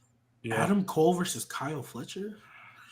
I'm not that gonna lie. Could be okay. If Adam Cole can't cook in this match, yeah, it's done, bro. Yeah, it's done. At that point, I'm gonna be like, we're done. Kyle Fletcher's like that, bro. But for me, no, I'm kidding. I'll be different only because I know Okada and Kenny is the obvious answer. So I'll be different. Right. I think Tony and Mercedes might. That will cook. I think they might make some noise with that. And then for Evolution, shit, what is on this card? I'll tell you, I'll put it like this. It won't be that Tiffany match. I'll tell you that much. It definitely won't be that Tiffany match. What is on this match? Yeah, definitely won't be the Tiffany. Damn, Adam Cole's in the Shaq Celtics era. Crazy. Raquel and Roxanne. Oh yeah, I forgot that was happening. We don't know the tag team match yet, the full tag team match, so still to be determined.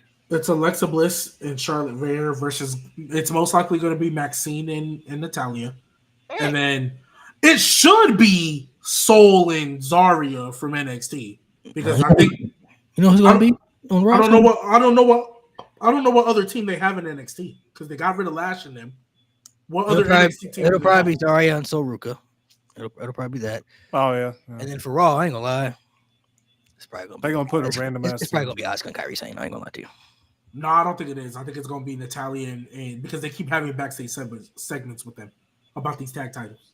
Or they could they could do Mia Yim and what's her face? They already lost. Beef. That's why Charlotte and Alexa are in there. Oh yeah, Dad forgot about that match. I skipped through. That's why I think it's gonna be Kyrie and Asuka because they're not about to put those type of people in that match. I don't feel like B-Fab and Michin and. But you want to know why I think it's gonna be Natalia though?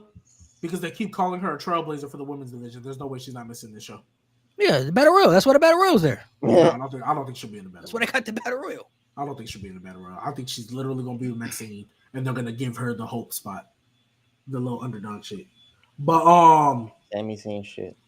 Jade Cargill, she not ready to have 5-star classics yet. Sadly, Tiffany versus Trish. I don't know why they're doing that. Io versus Rhea. They might cook, but I've been seeing that, done with that. So I guess the only option is Bailey, the triple threat with Bailey, Becky, and Lyra. That should cook. I'm not gonna lie, this card is so underwhelming, unfortunately. What? It's underwhelming for sure. The builds, yeah, but the matches. That's what I'm talking about. But even then, if we look at the matches, okay, Io Rhea, that should cook. Tiffany and Trish, that shit's gonna be ass. JC and Jordan is gonna cook, but the crowd, because they don't watch NXT, are gonna suffer because they don't know who these people are, and they're gonna boo. They're not gonna boo that shit, but they're not gonna care about that shit. Becky, Bailey, Lyra, yeah, that shit should cook. The Fatal 4-Way Tag Women match, that shit's gonna be ass. There's gonna be a couple spots, but that shit's gonna be ass. And then Jade Cargill versus Naomi, it'll be a good match, but it's not gonna be anything to write home about. No, Stephanie is not on the card. Bianca's injured. Nikki and Brie Bella, they were supposed to do something with the tag. Stephanie's in the Battle Royal. Bianca, Bianca, she might be a surprise entrant. Bianca might return in the Battle Royal, win it. I ain't gonna lie to you. I can see that happening. Because whoever wins, when do they get their title shot? Clash in Paris. So after SummerSlam. Yeah. Oh, that's for sure. Bianca and Naomi, then, right? Yeah, that's why I said Bianca could be surprised and win it, and then Naomi could cash in at SummerSlam, and then they do Bianca and Naomi at Clash in Paris. So I could see that for sure. So, all right, fellas, thank you guys.